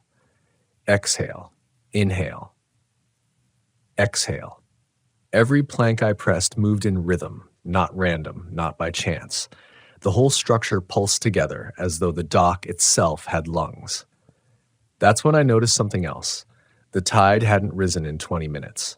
The water line against the pilings was unchanged, yet the dock still rose and fell, independent of the bay. I stood very still, heart thumping, trying to measure its pace.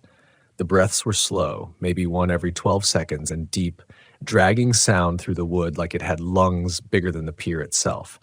And somewhere beneath, in the black spaces where the crossbeams met the tide, I swore I heard a second sound.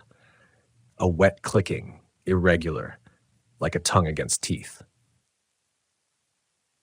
I left that first day shaking, too rattled to finish. I told my supervisor the beams were compromised, that I'd need another set of hands to reinforce it before I cut more. He nodded, didn't ask questions. Just logged my hours and told me to take another look next week. But the week ate at me. I couldn't shake the feel of that rise beneath my palm, the stink in my nose. At night, I'd dream of the dock swelling against me, of lying flat across it with my ear to the wood, hearing something move beneath like a heart. I started avoiding the waterfront, taking the long way home to skip the piers. But every time I closed my eyes, I saw the boards flex, saw sawdust spray from cartilage instead of wood, saw brine bubbling up between the cracks like spit. By the time the next Thursday rolled around, I was sick with dread. Still, I went back. The dock looked unchanged, weathered, tired, tilting into the gray water. The gulls wheeled but did not land. I had a partner this time, a younger guy named Rawl, apprentice, good with a hammer but green. He laughed off my nerves when I muttered about unstable braces, told me not to worry. "It's wood, man," he said. "It creaks." We set to work. I made him take the first cut, thinking maybe I'd been spooked by fatigue last time. He sank the saw into a plank near the middle. The blade screamed, biting down, but then it snagged hard, jerking the saw sideways. Rawl cursed, fought it, forced the cut deeper. That's when the board convulsed. I saw it with my own eyes. The wood arched upward under the saw, bowing like a living muscle bat, shaking so violently the nails tore free and spat into the air. The saw jumped from Rawl's grip, and a spray of blackened pulp spat out across his arms. He screamed, dropped the tool, staggered back. His forearm was peppered with splinters that weren't wood. They were soft, wet, almost rubbery, like shreds of tendon. The dock groaned again, longer this time, louder, the entire pier rattling like a diaphragm. The air filled with that chemical stench so strong I gagged. Roll stared at his arm, horrified. "What the hell is this?" I couldn't answer, because beneath us something shifted. It wasn't just sound. The water itself rolled outward from under the dock, concentric ripples spreading across the bay as though something vast had stirred just below the surface. We ran. Tools abandoned, lumber left to the gulls. We sprinted off that dock and didn't stop until we were back on the street, coughing and swearing and sweating cold. Roll swore he wouldn't come back. He said he'd tell the foreman it was unsafe, that he wasn't risking it. But I knew the city wouldn't just leave a dock half-finished. They'd send someone else. And that thought sickened me, that someone else would stand where we had stood, feel that breath under their boots, maybe fall through when it inhaled too deep. So I told the foreman myself. I said the pilings were compromised beyond repair, that the foundation was unstable, that it needed demolition. He frowned, asked for photos, measurements, something in writing. I lied, told him my phone had died, that I'd been too focused on safety to document. He didn't buy it. The job stayed open on the books. Another team was scheduled, and I couldn't let it go. The night before the next crew was due, I went back alone. The waterfront was quiet, rain misting in silver sheets. The ferries were still, their horns low in the distance. The dock stretched out, black and slick, waiting. I stepped onto it with nothing but a flashlight and my hammer. Each board bowed under my boots, exhaling faint groans. The smell hit me again, faint but undeniable, the same bitter tang of bleach and blood. Halfway down, I stopped and killed the light. The dock moved beneath me. I felt it in my calves, the rise and fall, the steady rhythm of something alive. The tide was slack, but the boards swelled like lungs. And then, in the silence, I heard it, clear as my own breath. A low, wet whisper rising from between the planks. It said my name. The whisper threaded up through the seams, damp and low, like breath compressing itself to fit through a keyhole. My scalp went tight. I stepped back until the boards stopped talking, and the rain filled the space again, its soft patter breaking into little glassy explosions on the water. I told myself I'd misheard, that my name was only an accident stitched from wind and tide. But the dock rose under my boots, eased down, and in the next long exhale, I heard it again, clearer. Not a voice in the air, a shape pushed through wood. I switched the flashlight back on, dragged its cone along the planks. The light caught a bead of water trembling in a fissure, and then, as I watched, the bead disappeared. Not down, but sideways, drawn along the crack by a tiny peristaltic ripple that moved ahead of it. A little shiver under the surface carried it like a marble through a tube and out of sight. The boards were not just breathing. They carried flow. I dropped to my knees. My jeans drank the rain. I pressed my ear to the wood, not because I wanted proof, but because some animal part of me needed the contact. The way you put a hand on a door you're about to open to decide if the fire on the other side is real heat or fear. The plank was warmer than the air. I don't mean warm like sun-steeped cedar. I mean warmer in pulses, like the heat of an animal, quickening. Deep below, something clicked in a rhythm that wasn't tied. I knew the rhythms of this place. Ferry wakes thud slow, tugs buzz like stomachs, freighters pass with bass notes that float for a minute before the whole bay remembers to settle. This wasn't any of those. The clicks began irregular, then aligned, then synchronized into a 3-beat pattern that traveled the length of the dock like a line of hammers tapping, tapping, tapping, then a long hold. On the hold, my ear went hollow with pressure. I tasted copper. The wood rose against my cheekbone, and my name came again, richer now, dragged across the feeling of breath. A new smell bloomed with it, chemical and clean the way a hospital tastes, chlorine and antiseptic riding over the heavier meat stink. It made my teeth ache the way winter air does. My eyes watered, and the name slurred in the tears. I rolled onto my back and stared into the cloud-milked sky while rain tapped my face. The gulls had moved farther down shore. The ferries were just shapes. I could have left. I didn't. I got up slow and walked toward the ladder that dropped to the crossbeams. The city had bolted the ladder to a creosoted stringer ages ago, the rungs pitted and seamed with salt. Low tide was hours out, but in this rain the bay had gone slack, and I figured the gap would be enough to get under the deck without drowning. I wrapped my hand around the first rung and felt the metals cold in my knuckles like I'd grabbed a pipe in winter. When I set my boot on the second rung, the dock inhaled again in a long, deliberate draw, as if it needed composure for me to descend. Underneath, the world changed. The air had a taste like batteries and spoiled fish. My light opened the undersides of the planks into a ribcage of beams and 1,000 cobweb threads of kelp. But kelp doesn't attach above the waterline, and it doesn't move like this. These threads rose and fell together, retreating when the light touched them, advancing when I moved on. Where the beams met, pale tissue spanned the joints, a thin membrane that trembled with each breath. Each sheet was about the size of a dinner plate and attached to wood along a seam of matter that looked like glue. Except the glue had a grain to it, like laid fibers. I touched the edge of one membrane with the hammer's claw. It dimpled under the metal and snapped back to flat, leaving a smear that smelled like bleach and wintergreen. My eyes stung. Click, click, click. A hold. The membranes tightened in the hold, thinning to near transparency so that light shone through and turned them into windows.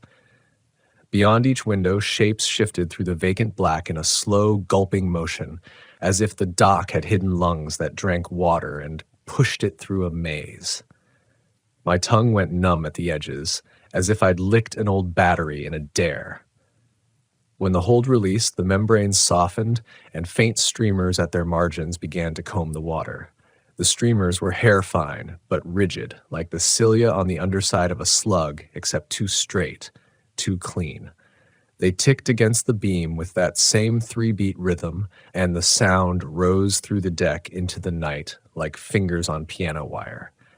My name came up again in the rhythm, not a syllable perfectly formed, but something close enough to wake every nerve that knew me. "Stop," I said without meaning to. My voice died against the wood. The streamers paused, then the whole undercarriage exhaled a single slow sigh that brushed my face and left the wintergreen taste on my lips. I stumbled back into the ladder, catching my heel and dropped my hammer. It hit a crossbeam, bounced into the dark. When the light found it, it wasn't falling through water. It lay cradled on a shelf of that pale tissue as if placed there, the claw sunk slightly in. I reached out with the end of the flashlight to hook it and felt a tiny current run up the metal and tickle my wrist. It didn't shock so much as persuade, like a small hand closing around yours and guiding you to set the light down. I jerked back so fast I struck my shoulder on the ladder. My breath came short and fast, and above me the deck flexed in an answering flutter, matching my pace until it found the slow beat again and pulled me toward it with calm. I left the hammer. I climbed. The membrane twitched under the light like a skittish thing. Up on the deck, the rain felt warmer by comparison, and the world's noises returned. A ferry exhaled somewhere north, a truck rattled over wet cobbles inland. For a few seconds, that felt like rescue. Then I realized my phone was vibrating in my pocket. No, not vibrating, humming. The screen was black, but it hummed against my thigh with a faint insectile tremor. I pulled it out. The battery icon flickered at 63%, like a broken eyelid. The speaker spilled a whispering buzz even though no call was open. And in the buzz, underneath, a shape of sound arranged itself like it had arranged the cilia. 3 beats and a hold. And then the same slow shaping of my name, letters crumpling in static. I tossed the phone onto the planks as if it were a hot coal. It skittered, stopped, and lay there humming. The dock's breath drew in until the seams narrowed. The phone slid 5 inches toward a crack and came to rest at the lip as if deciding. Then something under the seam rose to meet it. Mike lifted it delicately by the silicone case and pushed it back to me, like returning an offering. I went very still. I waited for sense to gather, but sense stayed just out of reach, like a tool 3 inches past your fingers where you can see it and not touch. The dock exhaled, and the wintergreen scent opened the back of my throat. I recovered the phone, wiped off the rain, and forced the power all the way down. The hum cut. The silence after it felt enormous. "You can't have another crew here," I told the empty night. "Not like this." My voice stuck to the rain, went nowhere. The dock breathed, calm as sleep. I left then because I had to. The ladder behind me had taken on the feeling of a throat, a narrow passage that could close. The street beyond the pier lamp felt unreal, like a set in a stage play where the painted buildings just stop if you look behind them. My knees didn't settle until I turned 2 corners and put concrete between me and the bay. I did not sleep. Every sound in my apartment had cadence. The refrigerator kicked in on the 3-beat and held. The neighbor's pipes exhaled with wintergreen. I took a scalding shower at 2 a.m. and scrubbed my hands until the bleach smell gave way to skin. I turned on the radio because silence felt like an invitation and found a station playing some late-night jazz show run by a man with a voice like taffy. In the spaces between the songs, static persisted. Not the usual soft hiss, but a mechanical little tick-tick-tick hold that reassembled my name until I unplugged the unit and heard the apartment wheeze to stillness like an animal settling in its den. When I finally went back to the shop at dawn, Raul took one look at me and didn't joke. The foreman pulled me aside and said the next crew had been rescheduled. "Port wants photographs," he said. "The memo says you flagged structural. If it's that bad, we shut it down. If not, we're back tomorrow." He looked at my hands for the tremor I couldn't hide. "You good?" "I need to go under it in daylight," I said. "Low tide, with a harness." He eyed me. "You're not a diver." "I won't go in the water." He was a decent man. He signed out a harness and a line and said he'd come along. I told him no. I said the ladder was corroded and I needed a solo look before we called it. He narrowed his eyes, the way a man looks when his instincts conflict with his schedule, but he let me go. By noon, the tide had drooped to its lowest and dragged a smell out of the bay that belonged to old harbors. The bottom smell, sour and metallic. The clouds thinned to gray gauze. The dock sat browned and slick, the dock barnacles creaking on the pilings like beads. Every yard or so, a seam wept a clear fluid that cut little paths through the rain film across the boards, and when I bent down, I could see tiny bubbles holding shape there, wobbling, then whisking away along the crack as if collected. I harnessed up to a mooring cleat bolted into concrete on shore and paid line down the ladder with a figure-8 belay clipped into my belt. The bay's skin was a dull pewter. When I ducked under the deck, the world got small and loud. The membranes were clearer in day, nearly translucent, a webwork of fine channels lacing through them like veins in a leaf. Liquid moved in those channels, quick and purposeful, shunting one way and then the other on the 3 clicks like a traffic pattern. At some membranes, the wet threads fanned wider, and around those I saw caught things. Fish scales, scraps of blue tarp, a loop of orange twine, the last inch of a fluorescent survey flag I recognized from our own stock. The fibers had curled around them gently, not eating so much as holding. In one bundle, a torn square of high-vis cloth shimmered. The corner still showed the ghost of a logo printed in black, the rounded P of the port. Jesus. I didn't mean to say it out loud. The cilia at 3 windows retracted. The membranes thinned and drew themselves away from my face, shy as if light hurt. Then the clicks accelerated, not loud but very close, and I felt pressure changes pop in my sinuses. The wintergreen cut through the rot smell like mint, breaking open a bruise. I moved along the beam toward where the hammer had fallen last night. It wasn't there. The pale shelf had collapsed back into slack membrane. A yard farther on, resting on a little sill of crossbeam, lay the hammer, cleaned. The claw no longer held that white smear. The handle had been wiped, the carving I'd done 15 years ago, my initials and the year I started, dark against shockingly bare wood. Someone had pulled the grime out of the grain. The steel shone. "Okay," I whispered. "Okay." My mind did the thing it does when the world breaks. It made a path back to the ordinary. Maybe a maintenance man had come in the night. Maybe I dropped the hammer where I hadn't seen it. Maybe the shining was rain. The path felt like thin wood under my boots. I kept testing it anyway. I reached for the hammer and a filament touched the back of my ring finger. There was no pain first, only a coolness, a gentle weight like a thread laid across skin. Then a spreading numbness crept along the finger toward the nail. For an instant, I felt sure the finger would slide off like a wet glove, and I yanked my hand away so hard I banged my knuckles raw on the beam. The numbness fell back and left a menthol burn. A jelly-clear smear beaded at the contact point and ran in a neat line, not random, but straight as if the board had a slope and the liquid knew it. The membrane nearest me tightened into a little cup and caught the bead. I watched it vanish into a channel that led inland, toward shore, not out. That was when I understood the map of it. Those channels didn't feed the bay. They fed upstream into the dock, into the wood, then into the pilings, then into the bulkhead where concrete met soil. The flow went inland. The dock breathed water and sent its breath into the city. My stomach went hollow. It wasn't just a thing living under a rotting pier. It had integrated itself into the structure and extended beyond the obvious boundaries. It used the dock the way lungs use ribs, and the chemicals, wintergreen, bleach, weren't random. They were things it exhaled, not only to signal, but to preserve. Antiseptic to keep its channels clean, mint to numb, copper from anti-fouling paints, repurposed, maybe, to guide where and what it attached to.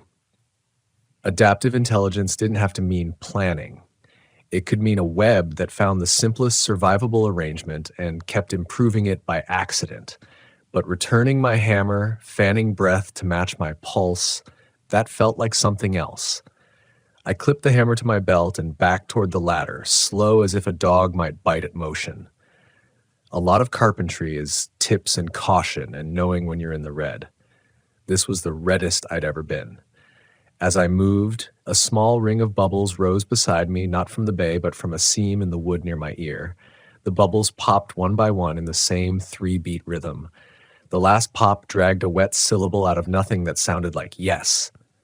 Don't, I said, and then louder, stupidly, like you talk to a thing that doesn't need language to understand. Do not. The click stopped.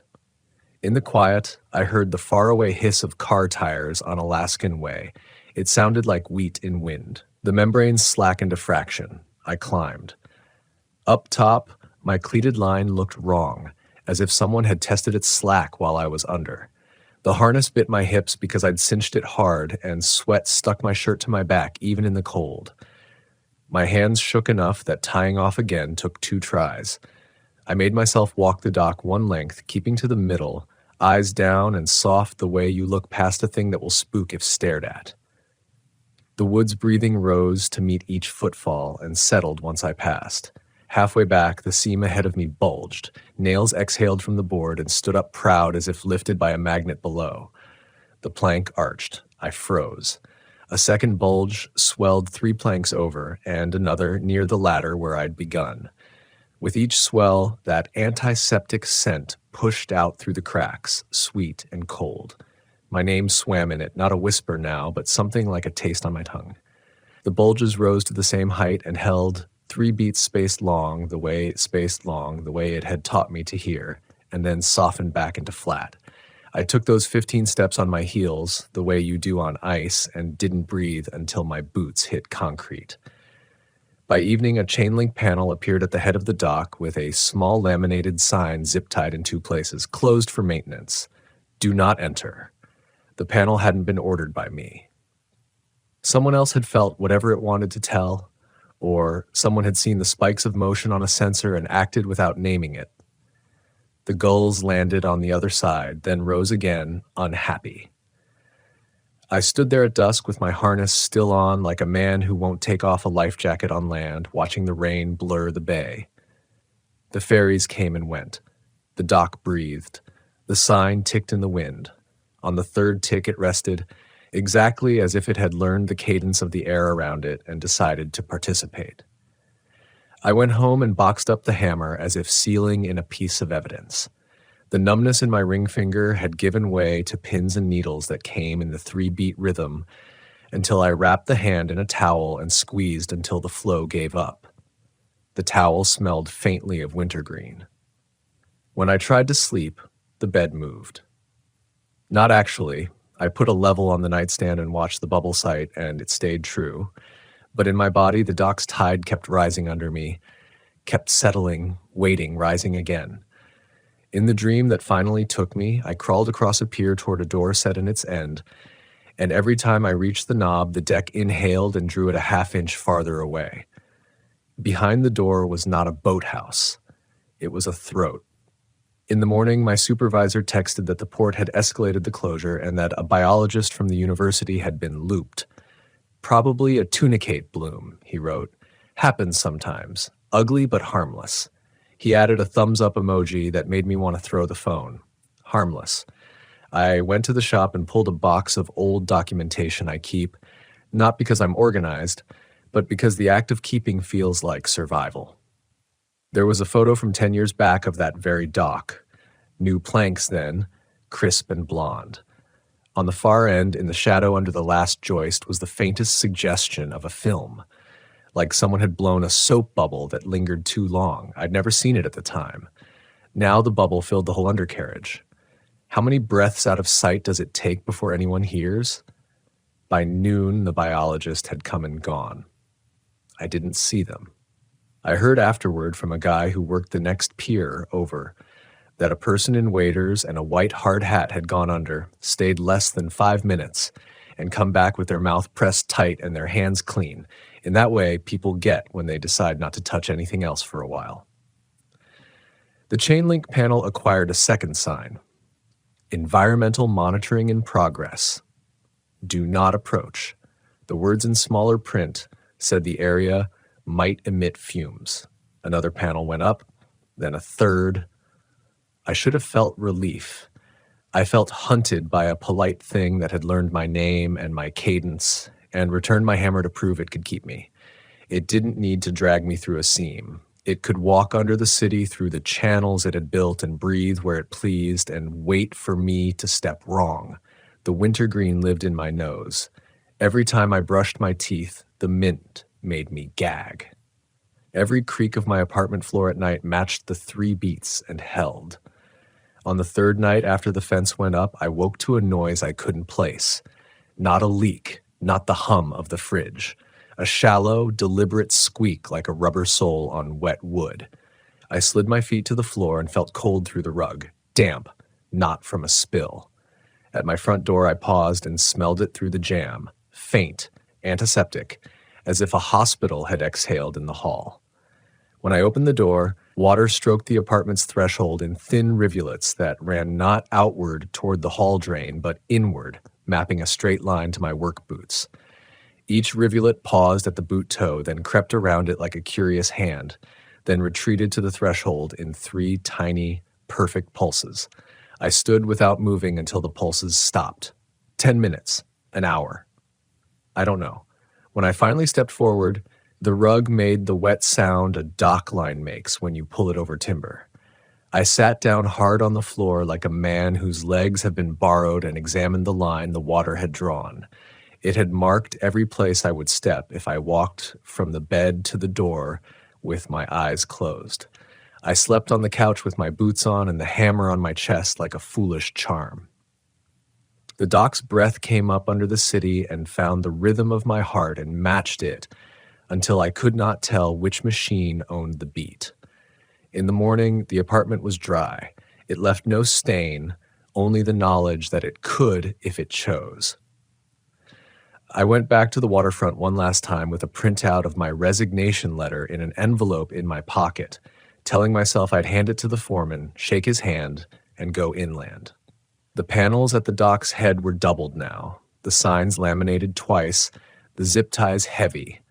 Someone had hung a red tag from the chain link that said, "Permit pending" in block letters. A small orange buoy bobbed over the water at the dock's end, like a punctuation mark that had drifted loose from a sentence. A breeze rolled off the bay and took the city's smells with it. For a second, there was nothing but salt, clean and old, the way it used to be before any of us made promises we couldn't keep. Then, in the pause between gull calls, the dock took one long, slow breath, deep enough that the chain link rattled on its post clips and the laminated signs bowed inward. Then it let the breath out through every seam with a soft, wintergreen sigh that found my name the way water finds the lowest place. I didn't go closer. I didn't need to. The breath reached me where I stood and placed the syllables on my tongue like a coin. It doesn't matter how far inland you go if the riverbed's already cut. I slid the envelope into my jacket without handing it over, because quitting is a kind of naming, and I didn't want to be on record for anything here. I looked once at the orange buoy. It bobbed 3 times, then held. Somewhere under the dock, an invisible set of hands put pressure on the water the way a chest presses a mattress before sleep. The city will say the pier is closed for maintenance. People will walk by and look through chain link at the brown water and not ask what it breathes. The biologist will write a report full of terms like bloom and colony and adaptive, and none of it will be wrong. But it will be the kind of truth that lets you go home. There's another kind that follows you there. That kind carries mint on its breath and waits at your threshold and practices your name until it sounds like something you said first. The chain link fence didn't mean anything. I learned that the hard way. 2 weeks after the dock was declared closed, I got called back in anyway. Not officially, not by the port, but by Raoul. He rang my phone late at night, his voice low, shaky, as though he was hiding in a bathroom. He said he couldn't sleep, said every time he closed his eyes, he heard that rhythm in his arm where the splinters had gone in. He pressed the phone tight so I could hear the thrum of it. 3 beats, a pause, just like the dock. He said it hurt worse in the rain. He wanted me to meet him by the waterfront before dawn. He said he couldn't stand it anymore, that he needed proof he wasn't crazy. I told him no. I told him to get checked, that maybe he had an infection, that it was in his blood. He whispered, "What if it's not infection? What if it's learning me the way it learned you?" I didn't answer, but I was there before sunrise. I had to be. The streets were empty, lamps buzzing against fog. The bay lay flat, gray as poured steel. Rawl stood by the fence, hoodie pulled tight, eyes wild from no sleep. He'd torn the bandage off his forearm. I saw the marks up close. Not scabs, not scar tissue, but ridges. Fine, pale ridges that branched like roots under his skin, spreading outward from each splinter wound. When I touched one, it felt colder than flesh should. He hissed, but didn't pull away. "They move," he said. "At night they move." He grabbed the fence with both hands, rattled it. The dock beyond was slick with mist, each plank dark and shining. At the far end, the orange buoy bobbed slow, steady, like something was keeping rhythm beneath. "Don't," I said. "We shouldn't go closer." But Rawl shook his head, eyes darting. "I need to hear it again. If I hear it again, then I'll know it's not just in me." Before I could stop him, he pulled a bolt cutter from his pack, snipped the ties, pried the panel wide enough to slip through. I followed, not because I wanted to, but because leaving him alone felt like handing him over. The dock met us with silence. No breath, no creak, no mint chemical stench. Just wet planks, slick as any other pier on a damp Seattle morning. Rawl walked ahead fast, his sneakers squealing against the boards. "See? Nothing. Maybe it was just in our heads. Maybe..." The wood under him swelled. I felt it through my boots before he noticed. The rise, the inhale, steady and deep. Rawl froze mid-step. The dock held its breath beneath him, stretched taut as if savoring his weight. Then it exhaled. A line of vapor hissed up through a crack at his toes, and the smell hit us, mint, bleach, brine, all layered and wrong. Rawl gagged, staggered back. The ridges on his arm pulsed like veins beating in time with the dock's rhythm. He screamed, clutching it, nails raking his skin. "It's in me," he shouted. "It's pulling me." The dock answered with a groan so low it rattled the water into rings. Boards near the buoy arched, nails coughing loose like teeth. The orange float jerked, then dipped halfway under. I ran to Rawl, grabbed his shoulder, tried to drag him back toward the fence. But he dug in, eyes glazed, mouth open in a silent word. His arm ridges had gone rigid, pulling his wrist forward as though a rope tied inside his flesh. He stumbled toward the gap between planks where the hiss still rose. I yanked him hard and he fought me, strength wild and ugly, his hoodie ripped under my grip. For a second, I thought I'd lose him, that the doc would claim him whole.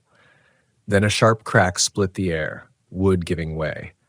The board beneath Raul's foot snapped, and his leg plunged into the dark below. He screamed, thrashing, but before I could pull him free, something pale slid up through the gap. Thin, flexible, glistening. Not a tentacle, not rope. More like a tongue of tissue, lined with those fine cilia stroking along his calf. His scream cut short, face twisting in shock as the ridges on his arm bulged outward in answer, pulsing with the same rhythm. I jammed my boot against the board, pried at his trapped leg, shouting his name. My hammer, still strapped at my belt, came free in my hands before I even thought. I brought the claw down on that pale tissue. It split wetly, spraying clear fluid that stank of menthol and rust. The thing recoiled, slipping back into the dark with a sucking hiss. Raul sagged against me, half collapsed. I pulled his leg free, dragged him backward across the boards, every step fighting the swell of the dock beneath us. By the time we crashed back through the fence, his face was ashen, lips flecked with foam. The ridges in his arm had gone flat, too flat, like they weren't just under his skin anymore, but gone deeper. I called for an ambulance. At the hospital, they said exposure, some kind of chemical inhalation, maybe infection. They pumped him full of antibiotics, hooked him to monitors. The doctors talked in clipped phrases, but their eyes gave them away. They had no idea what was inside him. I stayed in the waiting room until they forced me to leave. That night, in my apartment, the pipes clicked in the walls, 3 beats a pause. My phone lit, though I hadn't touched it, buzzing faint and steady with a pulse not mine. I shut it in a drawer, stuffed towels around it, but still heard the hum in the silence. I tried to tell myself Raul would be fine, that the ridges would fade, the dock would be fenced off, the city would move on, but I couldn't forget the way it returned my hammer, the way it had learned my name. And now, I couldn't forget the way Raul's veins had moved in perfect rhythm, answering something older and wider than either of us.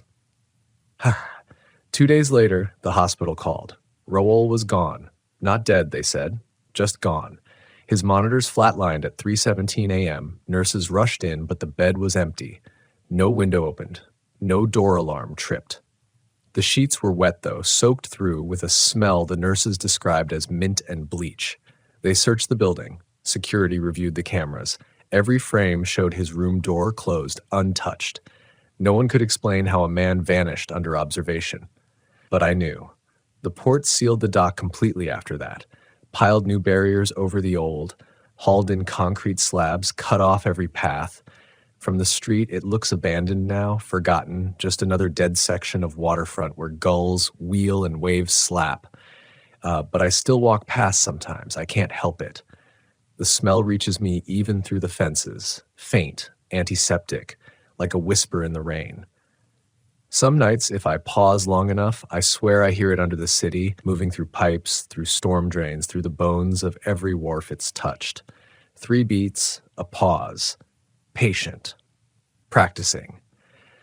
And sometimes in the hush between ferry horns, I hear Raul's voice riding the breath, calling my name from deep below, not in panic anymore, but in rhythm, as if he learned the language at last and is waiting for me to join. The waterfront feels wrong now, even in daylight. Tourists laugh over clam chowder, ferries honk, vendors sling fish into brown paper bags, but beneath it all, the tide has a second pulse. You don't notice unless you stop and let the city's noise fade. Then it's there, low, deliberate, a rhythm that waits for you to catch it before sinking to your own heart. Once you hear it, you can't unhear it. I quit my contract after Raul disappeared. I sent the resignation by mail so I wouldn't have to hand it over in person, as though proximity alone could betray me. My supervisor called, left voicemails full of clipped frustration, finally one quiet and careful. If this is about what happened at Pier 46, don't talk. Just let it go. We're not supposed to. The message cut off there. When I tried calling back, the line rang twice, then dissolved into a hum too much like the doc's breath. I never tried again. But silence doesn't protect you. At home, water became an enemy. My faucet ran cloudy, my toilet tank refilled in threes, hissing, then pausing, then hissing again. Once I woke to find condensation on my bedroom window traced into 3 parallel streaks, as if fingers had dragged inward against the glass. I tried bottled water only. Still, the taste turned. Wintergreen on my tongue, bleach at the back of my throat. I brushed my teeth with dry paste until my gums bled. I stopped showering after a week when the drain began to whisper back at me. Not words, not yet. Just a thin vibration that tickled my arches where they touched porcelain. But I knew it was practicing. I thought of Rawl, how he'd said, "What if it's learning me?" And I realized it wasn't just learning him. It was learning us. I moved inland, far from Seattle, took a small rental on the edge of the Cascades. No waterfront, no piers, no tides. The place sat near a cedar grove where the air was supposed to be clean, resinous, safe. At first it worked. Days of quiet, no mint, no bleach, just rain on leaves and soil on air. I almost believed distance was enough. Then one night I heard it in the walls. 3 clicks, a pause. My name softened in cedar-scented air. I tore the drywall open in panic, heart pounding, expecting pipes slick with growth. But there was nothing, just studs and dust, insulation pale as bones. No source, no explanation. That was worse. The next morning, I went hiking. I thought maybe exertion would break the rhythm out of me. The trail wound steep through dripping branches, the forest a cathedral of green silence. No gulls here, no fairies, no dock, just soil and slope. But when I stopped to catch my breath, I realized the ground was pulsing. Barely, but enough. My boot soles lifted, then settled. A long inhale pushing through basalt. I pressed a palm to the earth. It was warmer than the air, rising in pulses. The rhythm had followed. Maybe it had always been inland, waiting under our feet, and the dock was just its mouth. I don't sleep much now. When I do, the dreams are the same. I'm back on that dock, lying flat with my ear pressed to the planks. Only now, I don't resist. I let the rise lift my chest, let the exhale wash through me, let the rhythm replace my own. And always, just before waking, Raoul speaks, not in panic anymore. Calm, almost relieved. He tells me there's no need to fight. He says the water isn't separate, that it's all one body, that we've been breathing it since birth, that the dock just reminded us of the truth. I wake with salt crusting my lips and the faint taste of mint in my throat. My ring finger, the one the filament touched, stiffens sometimes, the nail rimmed with pale ridges. When I press it to the floor, I swear I feel the earth breathing back. You won't see this in the news. The port will say it's a maintenance issue. The university will publish a paper on invasive tunicates, bloom colonies, biofouling organisms. It will sound clinical, contain diagrams, reassure. None of it will be wrong, but none of it will mention the rhythm. None of it will tell you how it learns your name. So I'm telling you, because if you ever walk a dock and feel it rise under your palm, if you ever smell bleach and mint braided with brine, you'll know.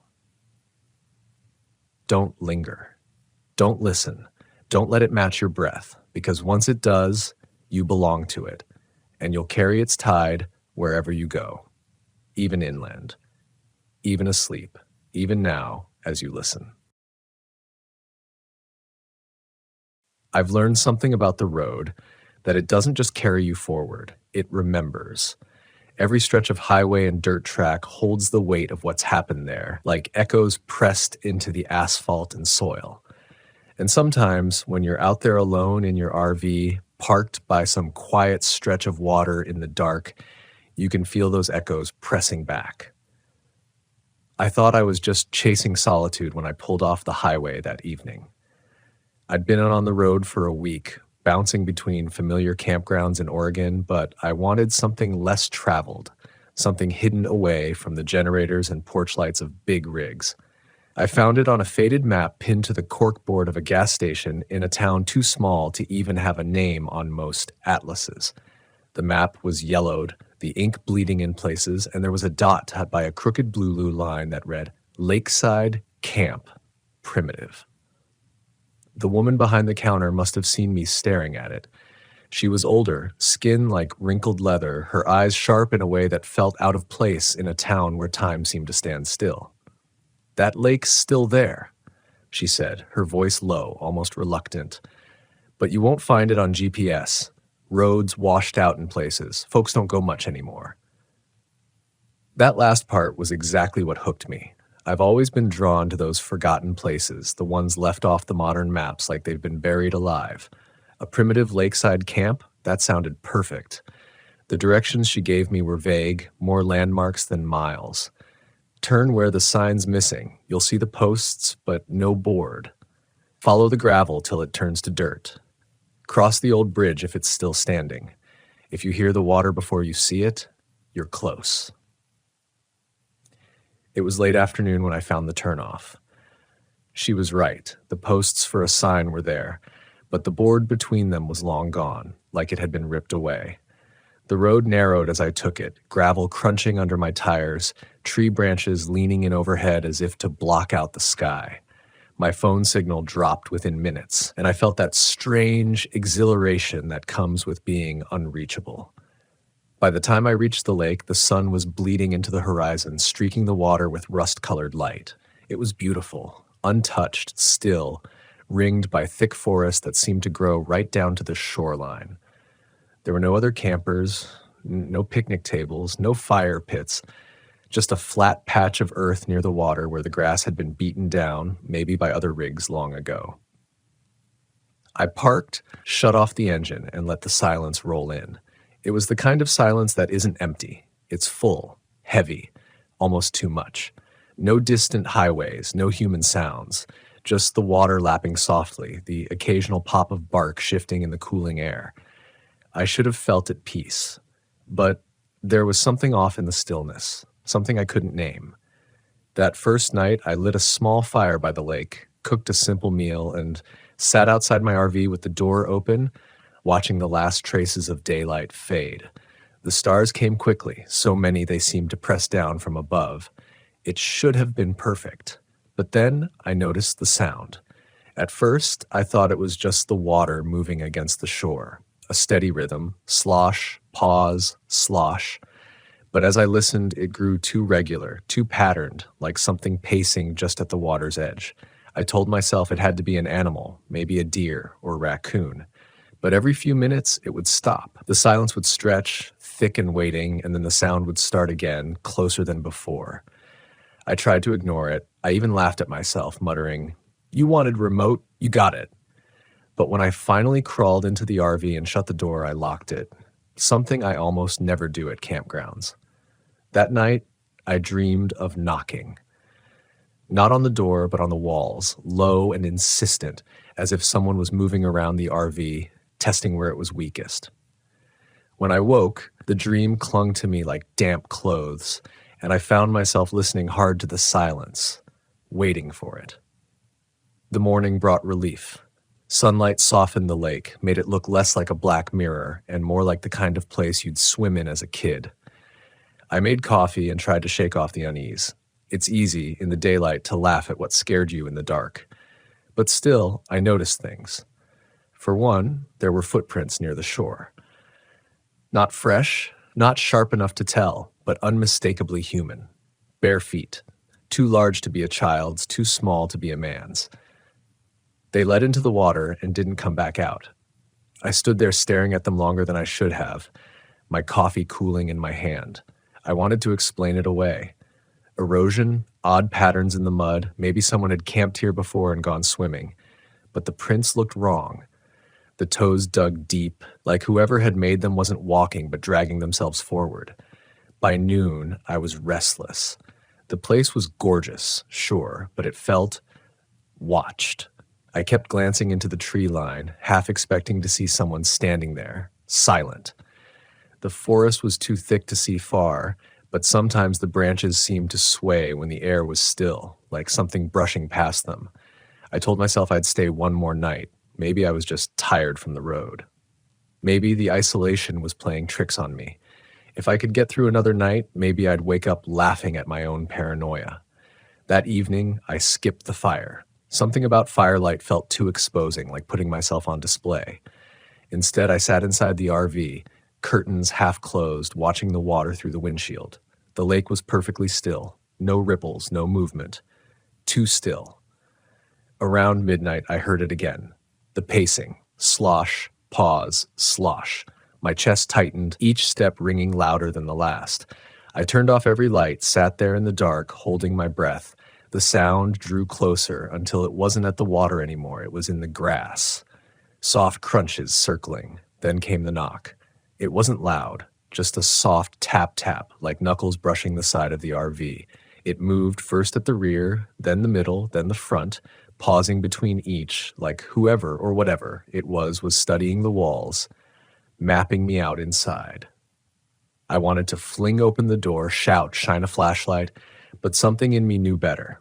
Whatever was out there wanted to be acknowledged. It wanted me to make the first move.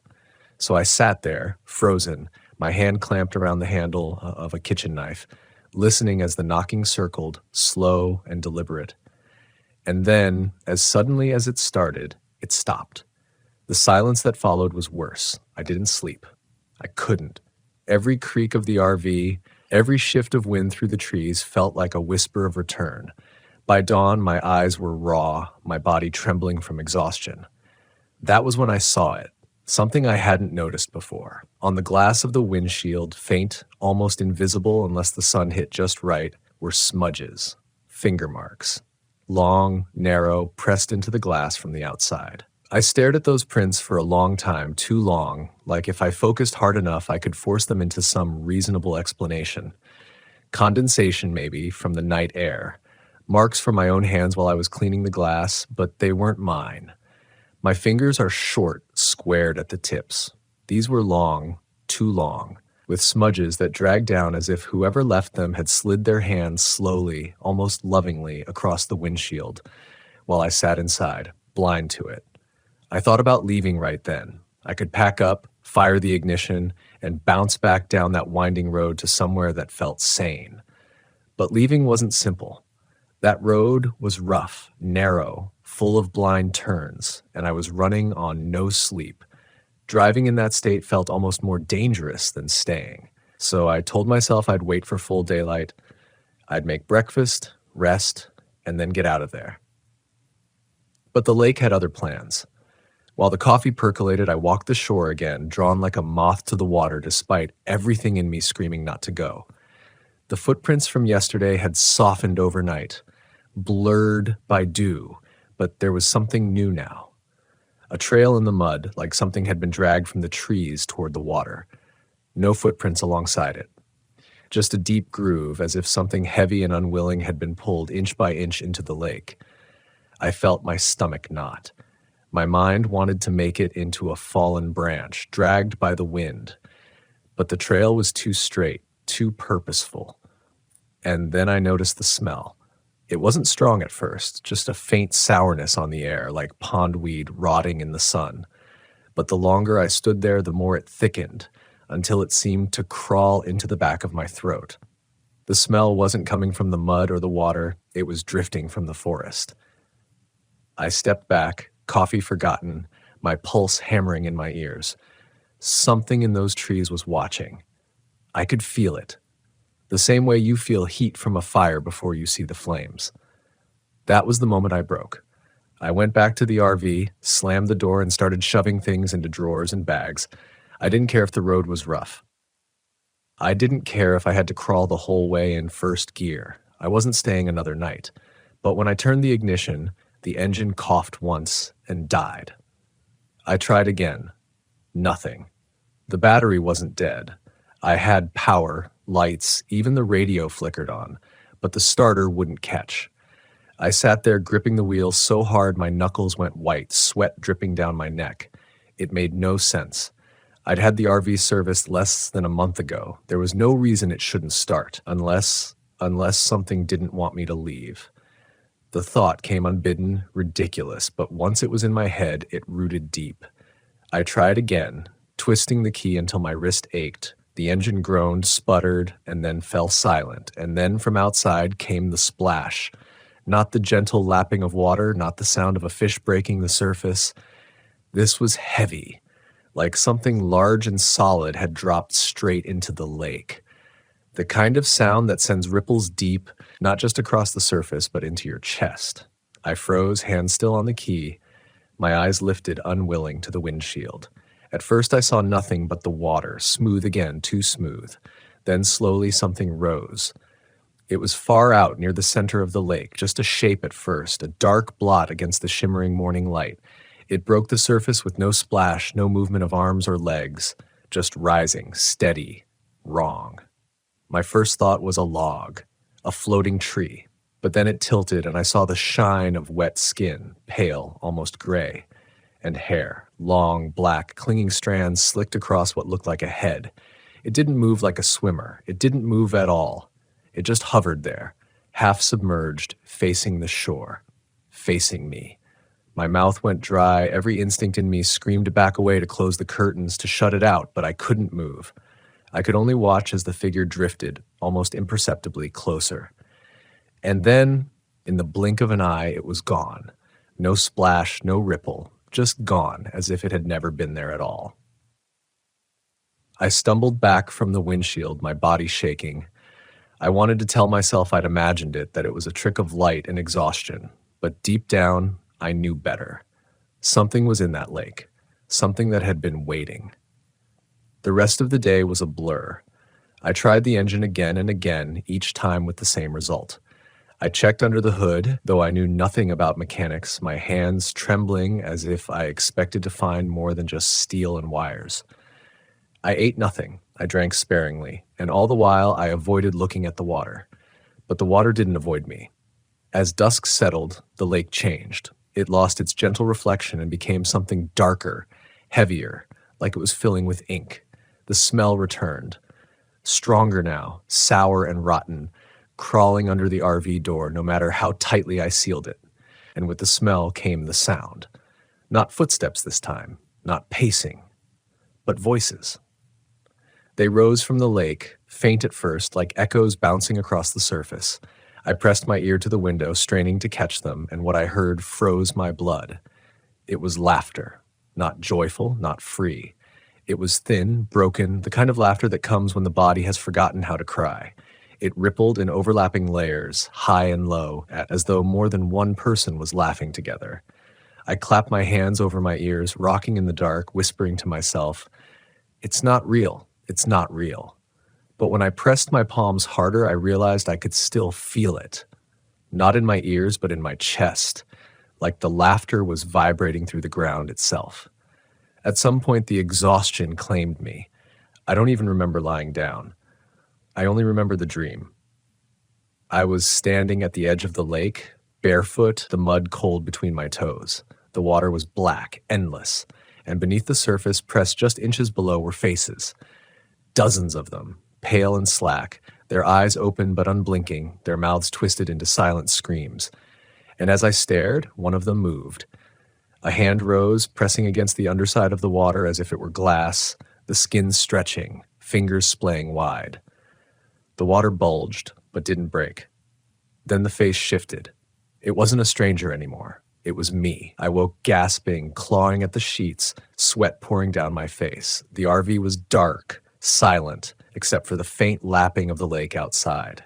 And then came the knock. Soft, patient, right at the door this time. The knock didn't come like before, moving, circling. This time it was steady, centered right on the RV door. 3 taps, each one deliberate, then silence. I sat up in bed, my whole body stiff, my breath trapped in my chest. The knife I'd left by the counter was too far to reach without crossing the narrow walkway, but moving felt impossible. Any sound, any shift felt like an invitation. Another knock. Softer this time, as if whoever or whatever stood there knew I was awake, knew I was listening, and wanted me to lean closer. I don't know how long I sat frozen like that, the silence stretching until I thought my own heartbeat would give me away. Then, slowly, I slid from the bed and reached for the knife. My fingers closed around the handle, slick with sweat, and I crouched low, inching toward the small window by the door. The curtain was drawn, thin fabric, cheap. I could see the faintest outline of something beyond it. Not a clear shape, more a presence, darker than the night around it. I told myself not to look, not to pull that curtain aside. Curiosity is the hook, and once you're caught on it, you're theirs. But my hand moved anyway, trembling, lifting the edge just an inch. Nothing, just the trees, still and silent, the faint glow of moonlight breaking on the lake. But the knocking had been real. I knew it. I'd felt it in the floor. I let the curtain fall and stepped back, my pulse so loud in my ears it almost drowned out the next sound. Breathing. Not mine, not inside, from the other side of the door. Slow, heavy, wet, each exhale rattling as though lungs filled with water were forcing air through them. I clamped a hand over my mouth, crouched low, knife ready. I counted the breaths. 1, 2, 3. And then, like the shadow outside had grown bored, they faded, swallowed by the silence. When I finally dared to look again, the space beyond the curtain was empty. I didn't sleep after that. I sat in the driver's seat, knife in hand, staring through the windshield at the still black water. My eyes burned, my body ached, but I couldn't let myself close them. Because every time I blinked too long, I saw that dream again. The faces in the lake, pressing against the surface, my own among them. By dawn, I'd made a decision. If the RV wouldn't start, I'd walk. It was miles to the nearest highway, maybe more, but I'd rather risk the forest than spend another night here. I packed light, just water, some food, my flashlight, and the knife. I stood at the door, hand on the latch, every muscle in me trembling at the thought of stepping out. But I knew staying meant waiting for whatever circled me to finally decide it was time. I opened the door. The morning air was sharp, damp, heavy with that sour smell that had lingered since yesterday. I scanned the clearing, heart pounding, but saw nothing. No footprints, no broken branches, just silence. The trees swallowed me quickly. Within minutes, the RV was out of sight. The path was rough, half overgrown, and I couldn't shake the feeling that I was being funneled deeper, not out. The forest was too quiet. No birds, no insects, just the crunch of my boots and the occasional drip of water from the canopy above. I walked fast, refusing to look back. Every few steps I muttered to myself, anything to drown out the memory of that laughter rising from the lake. Just keep moving, just find the road, just keep moving. An hour passed, maybe more. The sun should have been higher by then, piercing the canopy, but the light stayed dim, filtered. The air grew colder. And then I found the first sign that I wasn't alone. A shoe. It lay half buried in the mud by the trail, worn, waterlogged. Not an old hiking boot, not something left to rot for decades, but a white canvas sneaker, the kind a teenager might wear. The laces were torn, the fabric stained dark with something that wasn't just mud.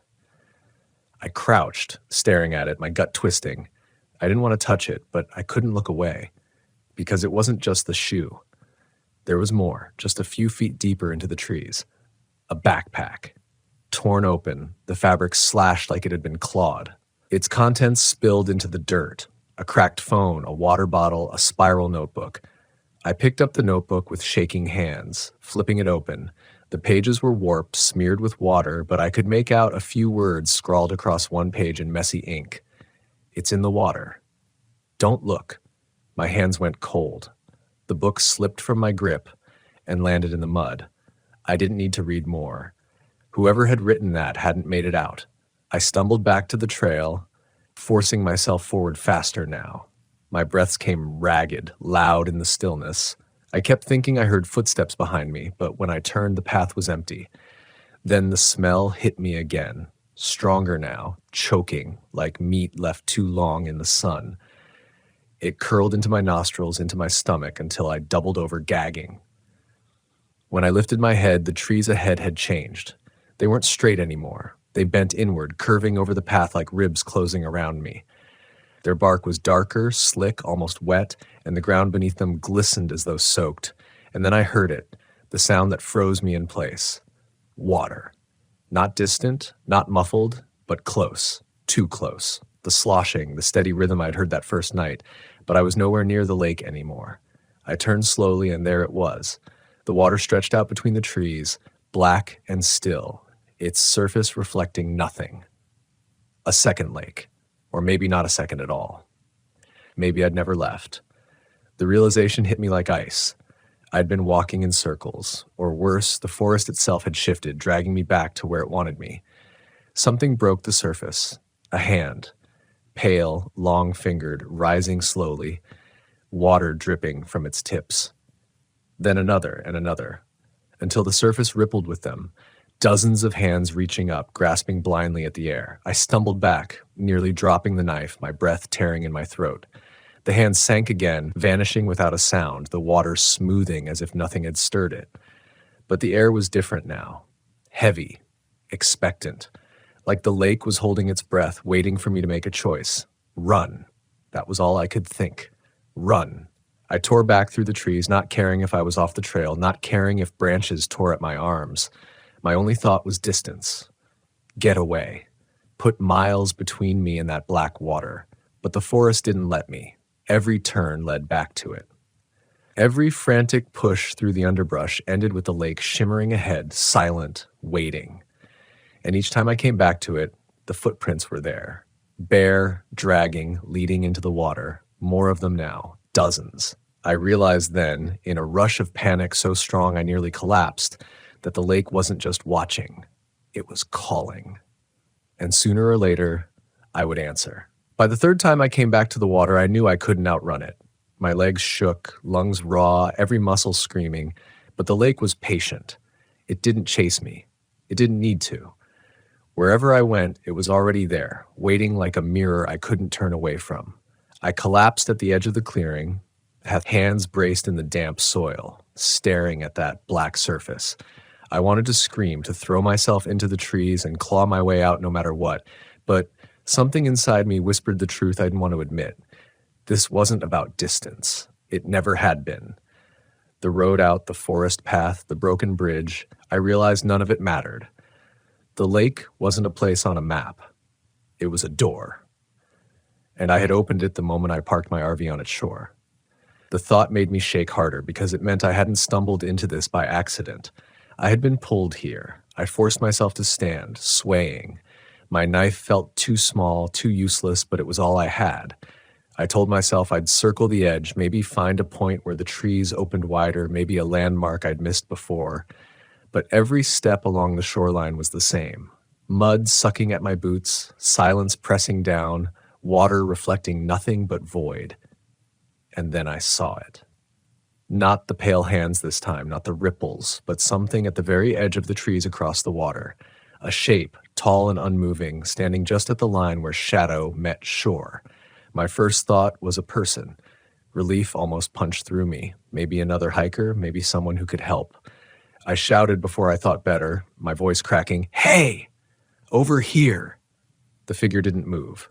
I shouted again, louder. My own voice echoed back, hollow but nothing else. Then, slowly, it stepped forward. What emerged from the tree line wasn't a person. It was tall, yes, human in outline, but the proportions were wrong. The arms hung too low, fingers almost brushing the ground. The head was tilted, like it had never learned how to balance properly, and the skin, or what I could see of it, gleamed wet as if it had just climbed from the lake. My throat closed. Every instinct told me not to move, not to draw its attention, but its head tilted further, locking onto me across the water. And then it smiled. I can't explain how I knew that. From this distance, I shouldn't have been able to see its face clearly. But I felt the smile ripple through me, cold and sharp, as if it had been carved into my own skin. I stumbled back, nearly slipping in the mud, and the thing mirrored me. One step back, one tilt of the head, as though mocking me. Then, without sound, it melted backward into the trees, gone as suddenly as it had appeared. I didn't wait to see if it would return. I ran along the shoreline, directionless, until my legs threatened to give out. That's when I saw the RV again. At first it felt like salvation, a burst of relief so strong I almost cried. The white paint gleamed between the trees, familiar, solid, mine. I staggered toward it, knife still clenched, muttering, "Yes, yes, yes." But when I reached it, I stopped cold.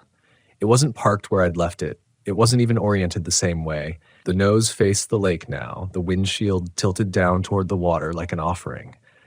The door hung open, though I knew I had shut it, and across the glass, smeared thick, were more handprints. Dozens of them, overlapping, pressed into every inch of surface. I couldn't go back inside. I knew if I did, I wouldn't come out again. The smell hit me then, thick, choking, like rot blooming from inside the vehicle itself. I gagged, stumbled back, and the laughter came again. Not from the trees this time, not from the water, but from the RV. Low, bubbling, layered something moved inside, shadows shifting against shadows. I turned and ran. Branches whipped against my face, tore at my arms, but I didn't care. I ran until my chest burned, until my vision blurred. I wanted out of the trees, out of the lake, out of whatever trap had closed around me. When I burst into another clearing, I thought I'd made it, until I saw the water again. Always the water. But this clearing was different. There was no shoreline here, no gentle slope. The trees opened onto a cliff, and below the lake stretched endlessly, black and bottomless. The wind cut sharp at my face, and for the first time in hours, I heard something besides my own panic. A whisper. It came from the lake, rising with the mist, threading between the branches. I couldn't make out words, not exactly, but the tone was soft, coaxing, almost kind. A voice you'd follow in the dark because it promised not to leave you behind. I stumbled closer to the edge without meaning to. The voice grew clearer, layered again, not one but many, and beneath it, faint but undeniable, was my own voice, calling me. Come back. I staggered, knife shaking in my grip, tears hot in my eyes. My own voice, my own cadence. From the lake, the cliff crumbled a little under my boot, sending rocks tumbling into the water below. Ripples spread, slow and deliberate, and then faces rose again. Dozens this time, maybe hundreds, pale and watching. And in the center, half submerged, was mine. I dropped the knife. The whisper rose to a chorus, a tide of voices washing over me, familiar and strange all at once. Every fear, every regret, every memory I'd buried seemed to pour out of that sound. And the longer I listened, the heavier I felt, like the weight of my own life was pressing me down, pulling me closer to the edge. I don't remember making the choice. I only remember my foot slipping, the ground tilting, the black water rushing up to meet me. But just before I went over, something grabbed me. Not from the lake, from behind. Hands, rough and warm, yanked me backward, hard enough to slam me into the ground. I gasped, blinking through the blur of tears, and for a second I thought I saw her, the old woman from the gas station. Her eyes sharp, her face set, her mouth moving in words I couldn't hear over the roar in my head. Then she was gone. I was alone again, sprawled in the dirt, the lake churning below like it had missed its chance. And for the first time since I'd arrived, I felt something shift. A crack in whatever grip the place had on me. A sliver of possibility that maybe, just maybe, I could still escape. I lay there on the ground for what felt like hours, my chest heaving, the dirt damp against my cheek. My whole body trembled with the memory of those voices, the weight of them pressing into my skull, echoing even though the lake below had fallen silent again. I should have been grateful. Something had pulled me back from the edge, spared me from becoming another face in that water. But gratitude didn't come, only terror, because I couldn't trust what I'd seen. That woman, her hands dragging me from the brink, was she real? Or just another lure, another trick to make me hesitate, to keep me in the forest until I couldn't resist anymore? The silence pressed in again, but it wasn't the same silence I'd first felt when I arrived.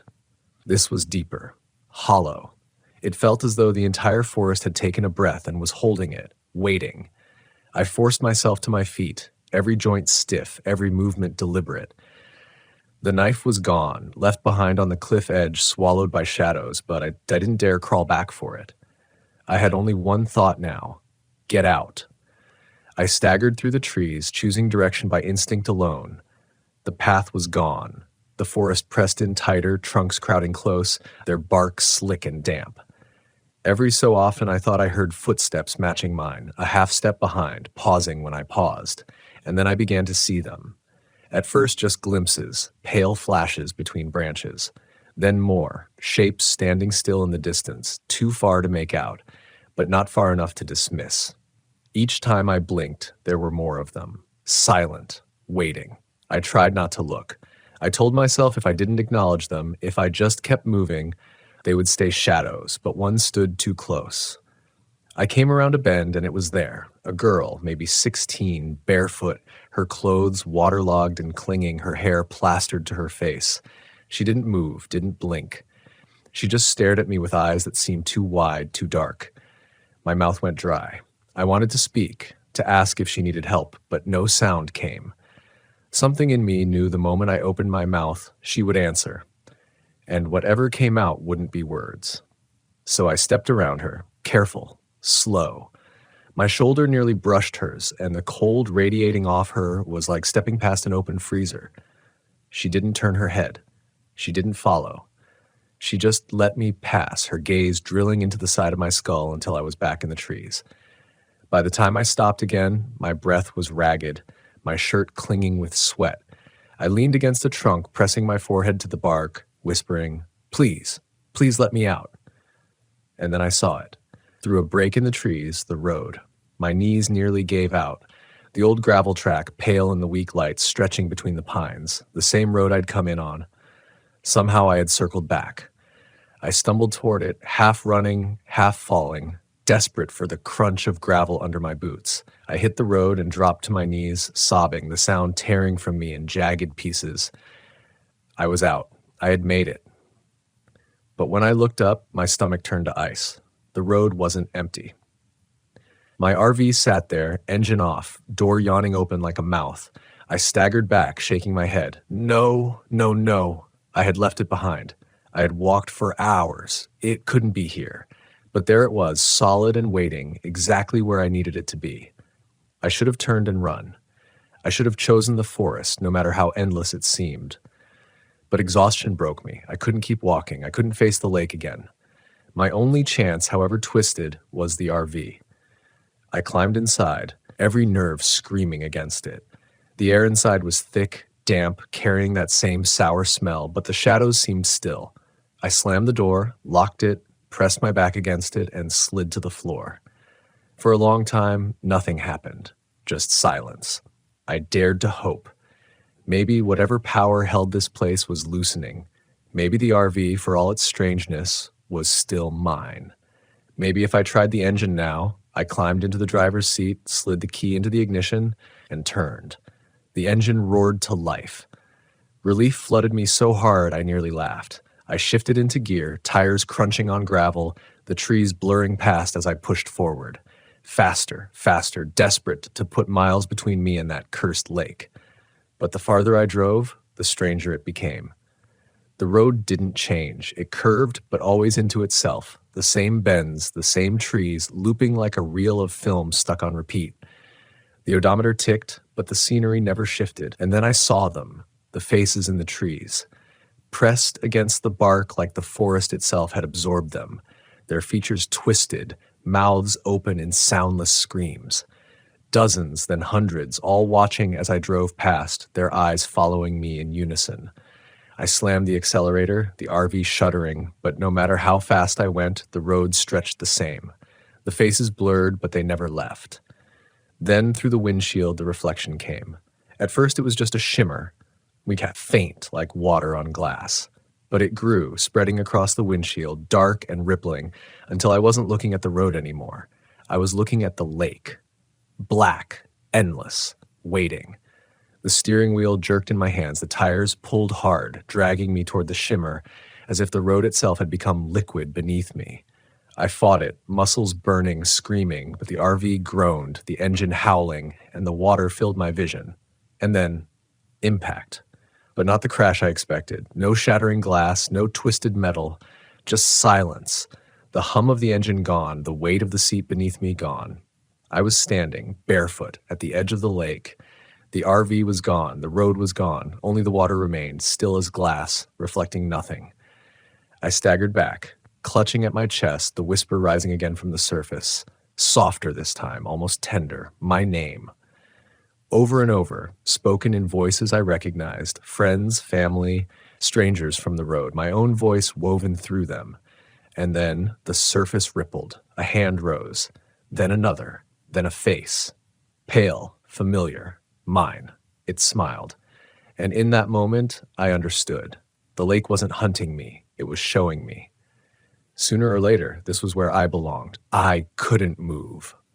That reflection, my reflection, hovered on the surface of the water like it had been waiting for me all along.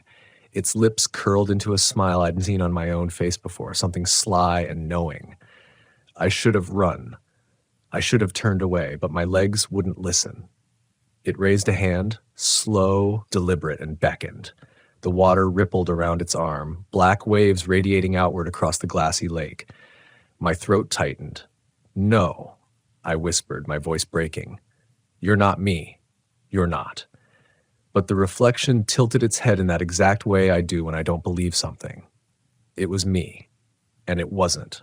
The whispers grew louder, crowding my skull, pressing against every thought, until it felt like I couldn't remember what silence was. They didn't shout. They didn't demand. They pleaded. My name, my name, my name, whispered with longing, with warmth, with hunger. I stumbled back a step, then another. The mud sucked at my heels, the forest behind me yawning open like a tunnel that would never end. I wanted to believe I could still leave, still claw my way back to some kind of reality. But deep down, I knew the truth. This place didn't let people go. And then I saw them. Not just faces in the water this time, but bodies. Rising slowly from beneath the surface, dripping, pale, eyes open but lifeless. The girl I'd passed in the forest. The man whose voice had cracked like mine. Dozens more, their mouths forming words I couldn't hear, their hands reaching, not to grab, but to welcome. It wasn't an attack, it was an invitation. Something inside me broke. The fear gave way to a strange, heavy sadness, the kind that makes your bones ache. Because I finally understood. Every lost traveler, every missing camper, every vanishing name from these woods, they hadn't been taken. They had been claimed. They had given in to the endless call, surrendered themselves to whatever waited in that still black water. And I was next. But even as that truth pressed in, another thought fought its way through. I don't want this. I didn't drag myself across states, across deserts, through every empty highway in that old RV just to end up swallowed in some cursed lake. I didn't spend years running from my mistakes, only to fall into the arms of something that promised nothing but silence. I dropped to my knees, fists pressed into the dirt, tears stinging my eyes. No, not me. Not yet. The reflection frowned. Its smile vanished, replaced by a glare of such pure malice that it stole the breath from my lungs. The whispers turned sharp, urgent, angry, like claws raking across my brain.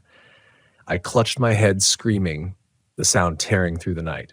Not me. And then silence. The whispers cut off. The reflection dissolved, splintering into 1,000 ripples that raced across the surface before vanishing into stillness. I collapsed forward, my hands sinking into the wet earth at the water's edge. My chest heaved, my vision blurred, and for the first time since this nightmare began, I heard something else. Dawn bird song, faint but real, drifting through the trees. I looked up. The sky was no longer black. A thin gray light stretched across the horizon, bleeding through the pines. Mist rose off the water, retreating with the night. And in that mist, the shapes began to fade, the pale faces sinking, the shadows peeling back. By the time the first streaks of sunlight touched the lake, it was empty. Just water. Just a lake. I stumbled back, half laughing, half sobbing, unable to believe it. Somehow I had resisted. Somehow I was still here. And then I saw it, sitting by the tree line, my RV. No longer rotted, no longer dripping shadows. Just my old rig, dusty, dented, but solid, waiting. I ran. I don't even remember my feet hitting the ground, just the slam of the door, the rattle of the keys in the ignition, the cough of the engine as it roared awake, the gravel crunched under my tires, the trees blurred, and this time, the road kept going. I didn't look back, not once. Hours later, when the forest had thinned into rolling hills and the sun sat high in the sky, I finally pulled over on the shoulder of a highway. I sat there with the engine idling, hands gripping the wheel so tight my knuckles were white, staring out at the cars passing like nothing had happened, like the world hadn't almost swallowed me whole. But I knew better. That lake wasn't gone.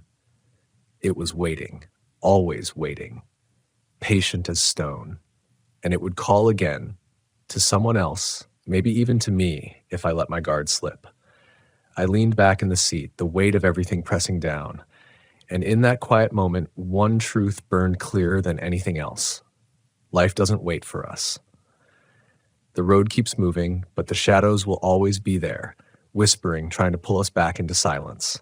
And we have a choice: to stop, to sink, to surrender, or to keep driving. No matter how broken the rig, no matter how cracked the road, no matter how heavy the past feels on our shoulders. I turned the key, killed the engine, and sat in the silence. For the first time in years, it wasn't suffocating, it was mine. I stepped out of the RV, the sun warm on my face, and let myself breathe, because I had looked into the dark and walked away. And that meant, for now, the road was still mine to take. The Driftwood Graves, I was never supposed to stay on the Keys as long as I did. A week, maybe 2. That was all I'd planned for. Beachcombing doesn't make you rich, but it gave me enough side cash to keep gas in the old RV, food in the cooler, and the ocean close at hand. I told myself it was temporary, a pause between longer roads. But when you're moving alone, temporary has a way of stretching until it becomes the only rhythm you know.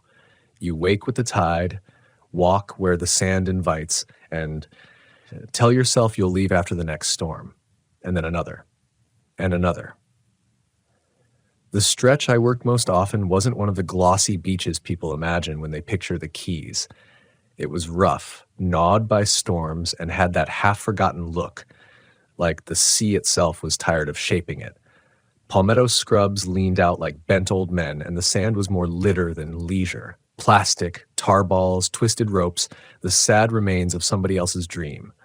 But among that garbage, there were always treasures. Driftwood worn bone white and smooth, shells that hadn't been cracked open by gulls, bottles with the ocean's fingerprints etched deep in their glass. Driftwood became my obsession. Some collectors back on the mainland would pay for the right shapes, knots twisted like faces, planks carved down to skeletal thinness. I stacked them against the RV, built crude racks for drying, told myself I'd sell them all in one big haul. But the more I found, the less I wanted to sell. Each piece felt personal, as if the ocean had given it to me for a reason. That's how I noticed it first. A stick that wasn't just worn smooth but carved, faint but deliberate, numbers etched into its face. I thought at first it was accidental, maybe the grooves of a worm or some sharp coral strike, but the numbers were too straight. 2 digits, a slash, 2 digits more, like a date. 0514, that was all. It didn't sink in until the second piece, a day later. Another washed-up board, lighter, with a different set of numbers cut into it. 0515, and then the third, 516. The ocean was sending me a calendar. I laughed it off, of course. Someone could have carved them weeks ago, thrown them in together, and they'd just washed up in order by chance. But it was hard to ignore the neatness of it, the way each piece looked like it had been picked for its clarity, stripped of bark and excess, the grooves all facing upright when I found them. By the 5th one, I stopped laughing, because by then I had checked the local news. On May 14th, a teenage boy drowned off Key Largo while diving without a buddy. On May 15th, a fishing boat capsized, and one man never came back up. On May 16th, a tourist slipped from a pier at night and didn't resurface. Every date the wood gave me matched a death. I didn't tell anyone. Who would I tell? A sunburned beachcomber living out of an RV on the edge of the Gulf isn't anyone's idea of a reliable witness. Even I doubted myself. Maybe I'd read too much into it, stitched coincidences together because loneliness carves strange shapes into your mind. But when I found the driftwood for May 18, before the news reported anything, I sat awake all night, waiting. And sure enough, by morning, the radio said a kayaker hadn't returned. His body was recovered drifting north with the tide. That was the night I stopped thinking of the wood as coincidence. After that, I began checking the beach with a ritualistic precision. Low tide, high tide, mornings before the sun burned the mist away. I stopped selling anything. I stopped walking past what didn't matter. Each new piece became a weight. I stacked them in a line outside the RV, like a morbid little graveyard no one else cared to look at. The sand was heavy with salt, the air thick with rot, and every day the line grew longer. Sometimes I thought about burning them, but the idea filled me with a dread I couldn't explain, as if the fire might release something meant to stay bound. So I left them there, bleached bones under the sun, and waited for the next. The strangest part wasn't just that the dates kept matching deaths. It was that the deaths happened offshore, often far from where I was, but the wood always came to me, always to the same stretch of sand. I never saw anyone else find pieces like mine. Other beachcombers ignored them, or maybe they weren't meant to see them. I began to wonder, was the ocean giving me these dates, or was I being marked by them? By late June, I noticed the pattern shift. The dates weren't just today or yesterday anymore. They were tomorrow. I picked up a piece marked 0622, and for 24 hours, I felt the strangest pressure, like the air itself was too heavy to breathe. And when, that evening, a small tourist plane went down in the Gulf, its passengers vanishing beneath the waves, I couldn't bear to look at the driftwood without shaking. Because if the wood was telling me what had already happened, I could bear it. I could convince myself I was simply uncovering the ocean's record. But if it was telling me what would happen, then I was something else entirely. A witness trapped in a cycle I could neither stop nor escape. The last straw came in July, when I picked up a piece that didn't just have numbers. It had letters, 0709th, and beneath it, carved shallow but undeniable, J. The sound that left my throat was closer to a sob than a scream. My name starts with J, my own initial cut into driftwood before the date had even come. I tried to throw it back into the sea, but my arm locked, stiff as if I were holding a live wire. The salt stung my eyes. My breath wouldn't come steady. In the end, I dropped it in the sand and staggered back like it might bite me. That night, I drove the RV inland, far from the beach, far from the smell of tide and rot. I told myself I'd leave the keys altogether, but morning came, and something dragged me back. Not the sea itself, not even the lure of answers. It was the knowledge that the date was still approaching, and my initial was still waiting. And if I didn't see what happened, if I didn't bear witness, then it would still happen, but in the dark, without my knowing. And for reasons I can't fully explain, that felt worse. So I went back to the same stretch of sand, to the line of driftwood graves, and I waited. I didn't tell anyone where I'd gone that day. Not that there was anyone to tell. My phone was useless on that stretch of the Keys, no signal except for the occasional burst of static when I tried the radio. The RV sat in the palmetto shade like a tired dog, windows cracked for breath while I walked the tide line back and forth, waiting for the 9th to arrive in full. It was the waiting that broke me down more than anything else. The sun baked the sand until my skin prickled. Then the clouds moved in and turned the air into wet cotton. My shirt clung to me with salt and sweat. I chewed on the taste of copper, though I hadn't bitten my tongue or lips. And all the while, the line of driftwood stared back. My macabre fence of dates, stretching longer than I remembered building it. I thought about taking them all and throwing them back into the water, scattering them, letting the ocean reclaim whatever record it had pressed into wood. But every time I even leaned close, my stomach lurched as if I were standing on a cliff's edge with the earth about to crumble. Something didn't want them moved. I sat near the latest piece, Zoo 709, with that cursed J beneath it, and I waited for the tide to shift. The sky began to bruise with storm color. Wind pressed low against the dunes, rattling the sawgrass like whispers. Out on the water, pelicans lifted, circled, and vanished inland. That was when I knew something was coming. It began as a hollow boom, distant, too flat to be thunder. Another followed closer. I stood, scanning the horizon. A wall of water moved oddly, choppy in one patch, calm in the next, like a heartbeat thrumming against the surface. Then I saw it. A small boat drifting sideways, no power, no anchor line, just caught and carried. It was near enough I could make out a figure on board. Slumped forward, unmoving. My pulse hammered so loud it drowned the surf. The date, the initial, the body. I should have run for help, but there was no one within miles. I should have waited out, but the gut-deep dread rooted me in place.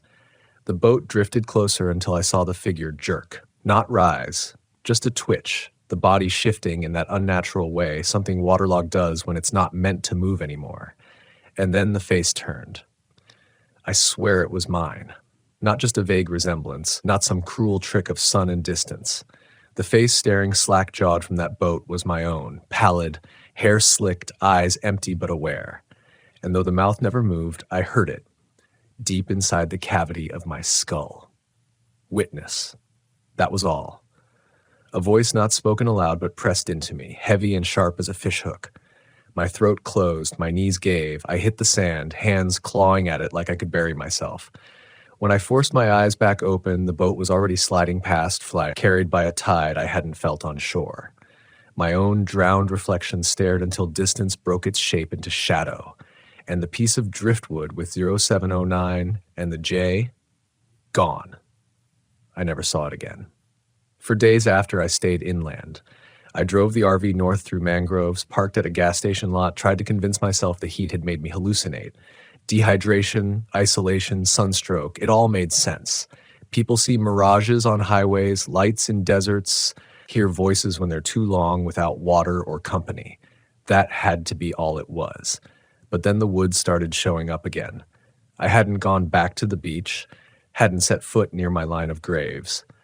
But one morning when I stepped out of the RV with a coffee, there it was, resting neatly against my front tire. Pale, worn, the grooves cut deep enough to still sting the skin of my fingers. 7:14. I dropped it, heart racing. This wasn't driftwood washing ashore. This was driftwood finding me. The next day, another piece leaned against the door handle. 07:15. The next, on top of the cooler outside. 7:16. They followed me. I couldn't stop shaking. It didn't matter where I drove, the grocery lot, a rest stop, a turnoff by the highway. When I came back, another piece waited. Each one marked another death I'd hear about on local stations. A diver missing, a sailor swept out, a tourist pulled under. Each one a date that proved the ocean wasn't done with me. I stopped eating, my ribs pressed sharp through my shirt, my eyes stung from lack of sleep. Every creak of the RV made me think of surf, every shadow felt waterlogged. I considered driving off the Keys completely, leaving Florida behind, cutting west across the country until the ocean was just memory. But some deep, corrosive part of me whispered that the driftwood would still find me. The ocean had already chosen. The breaking point came when I woke at 3 a.m. to find the RV door cracked open, though I had latched it. A smell seeped in, brine, thick and metallic, the scent of drowned nets and fish guts. On the floor right by my boots lay another piece.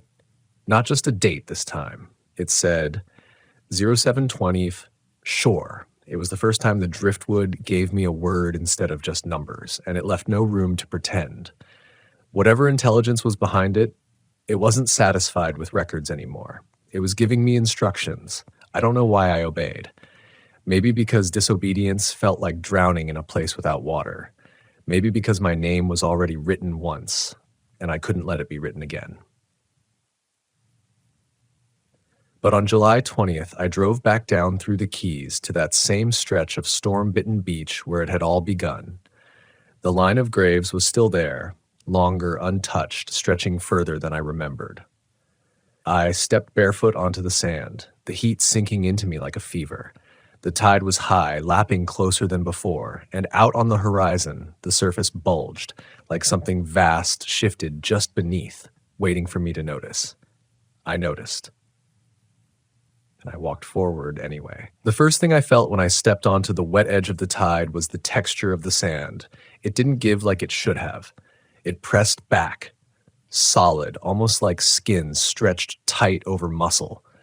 My toes curled into it, and for one awful second I thought I could feel something flex beneath.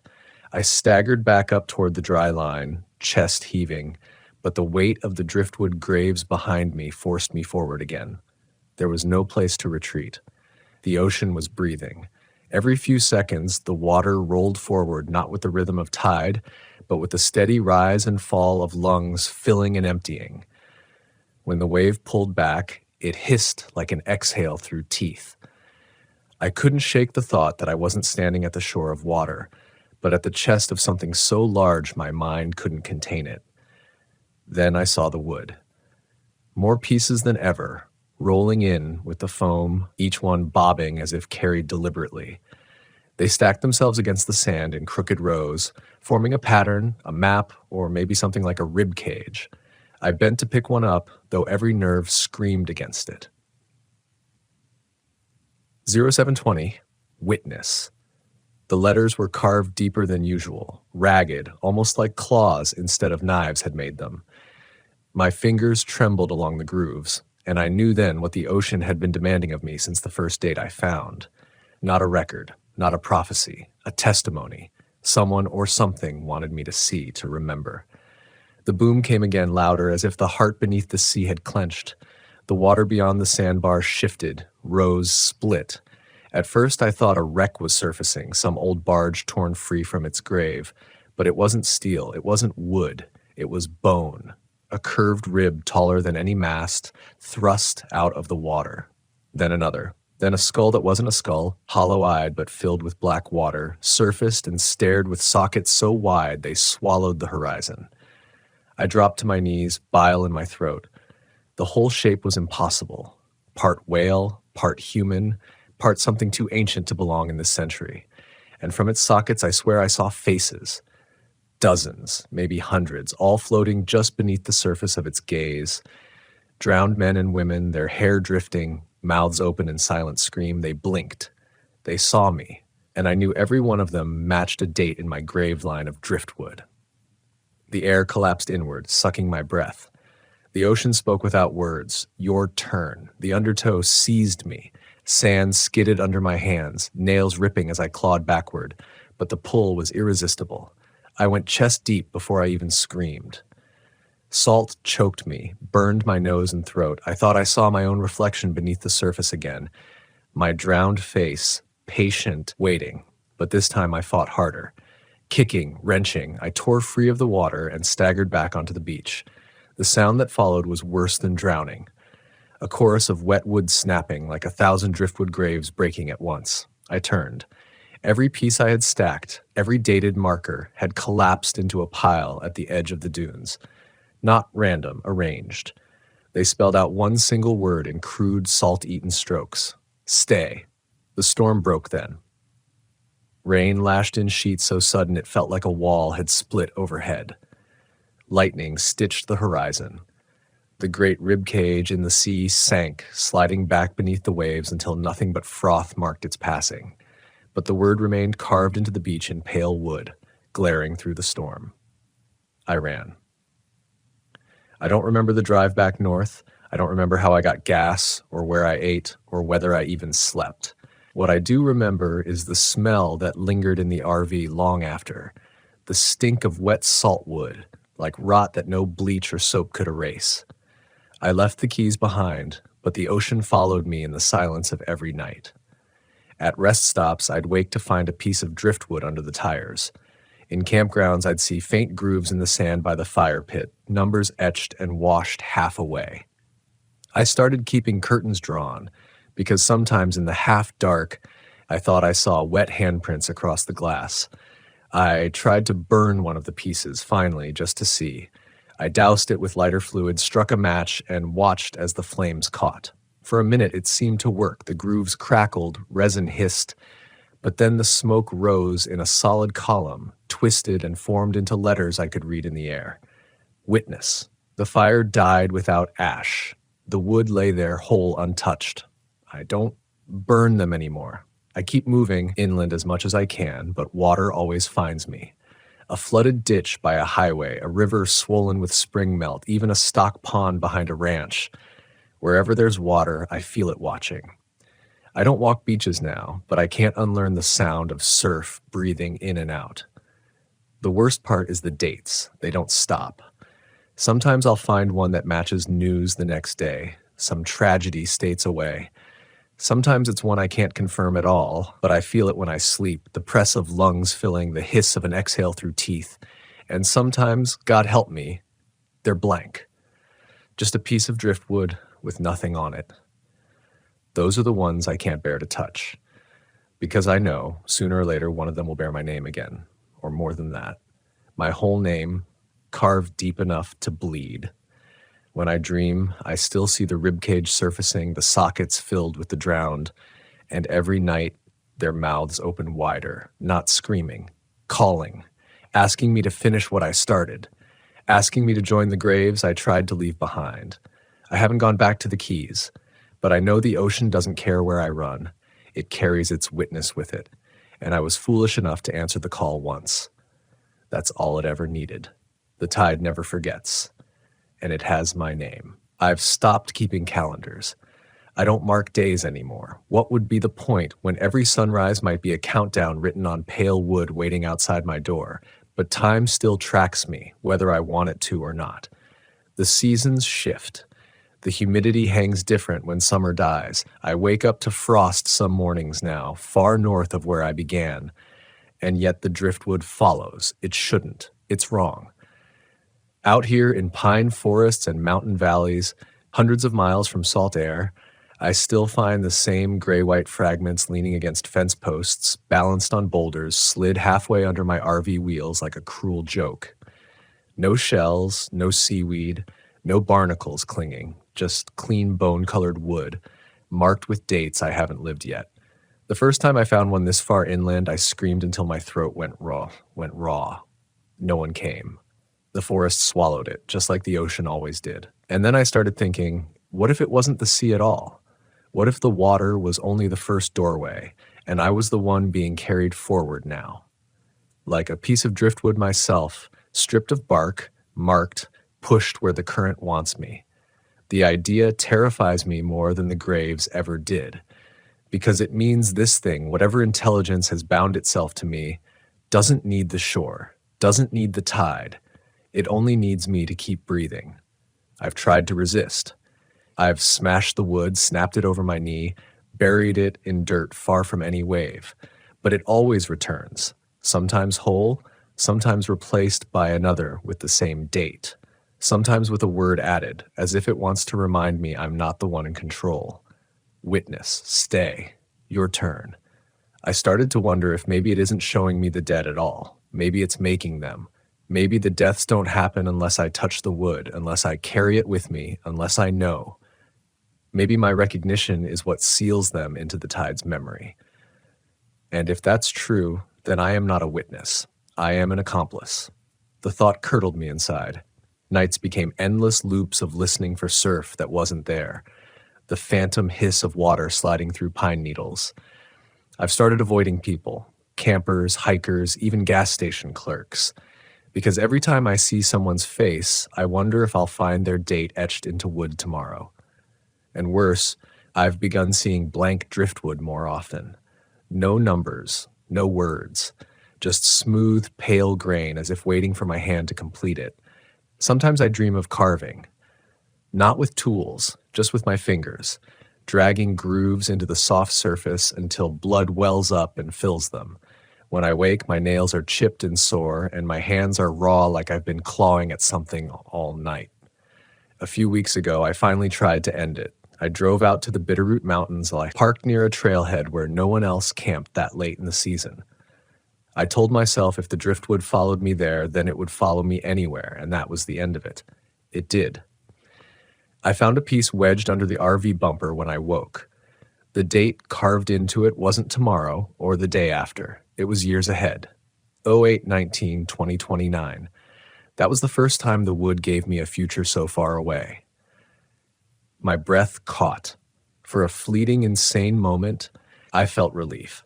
Because maybe it meant I would still be alive by then. Maybe all this horror wasn't building toward my own drowning. But the longer I stared at it, the colder I felt. Because who carves a date that far forward unless they already know the end of the story? Unless they've already written it? I put the piece back where I found it. I didn't take it inside. I didn't burn it or bury it. I just left it there, balanced on the bumper, and drove until it fell away. But somehow, I know it didn't. Somewhere it's waiting, and sometimes in the dead silence before dawn, I swear I hear it scraping itself against the RV's frame, as if it wants back inside. I don't know how long I'll last. I don't know what happens if I finally refuse to look, if I shut my eyes and walk away. Maybe the drownings will stop. Maybe they'll all still happen and I'll just be blind to them. Or maybe the ocean, or whatever vast mind lies beneath it, will simply erase me from its calendar. But I can't stop writing this. I can't stop telling it. That's the one thing I've learned. Silence is worse. Silence is the same as surrender. So here it is. My confession, my warning, my witness. If you ever find driftwood with numbers on it, don't pick it up, don't touch it, don't look too close. Let it sink back into the sand where it belongs. Because once you start reading the graves, they'll start reading you. And the tide never forgets a name. Not yours, not mine, not ever.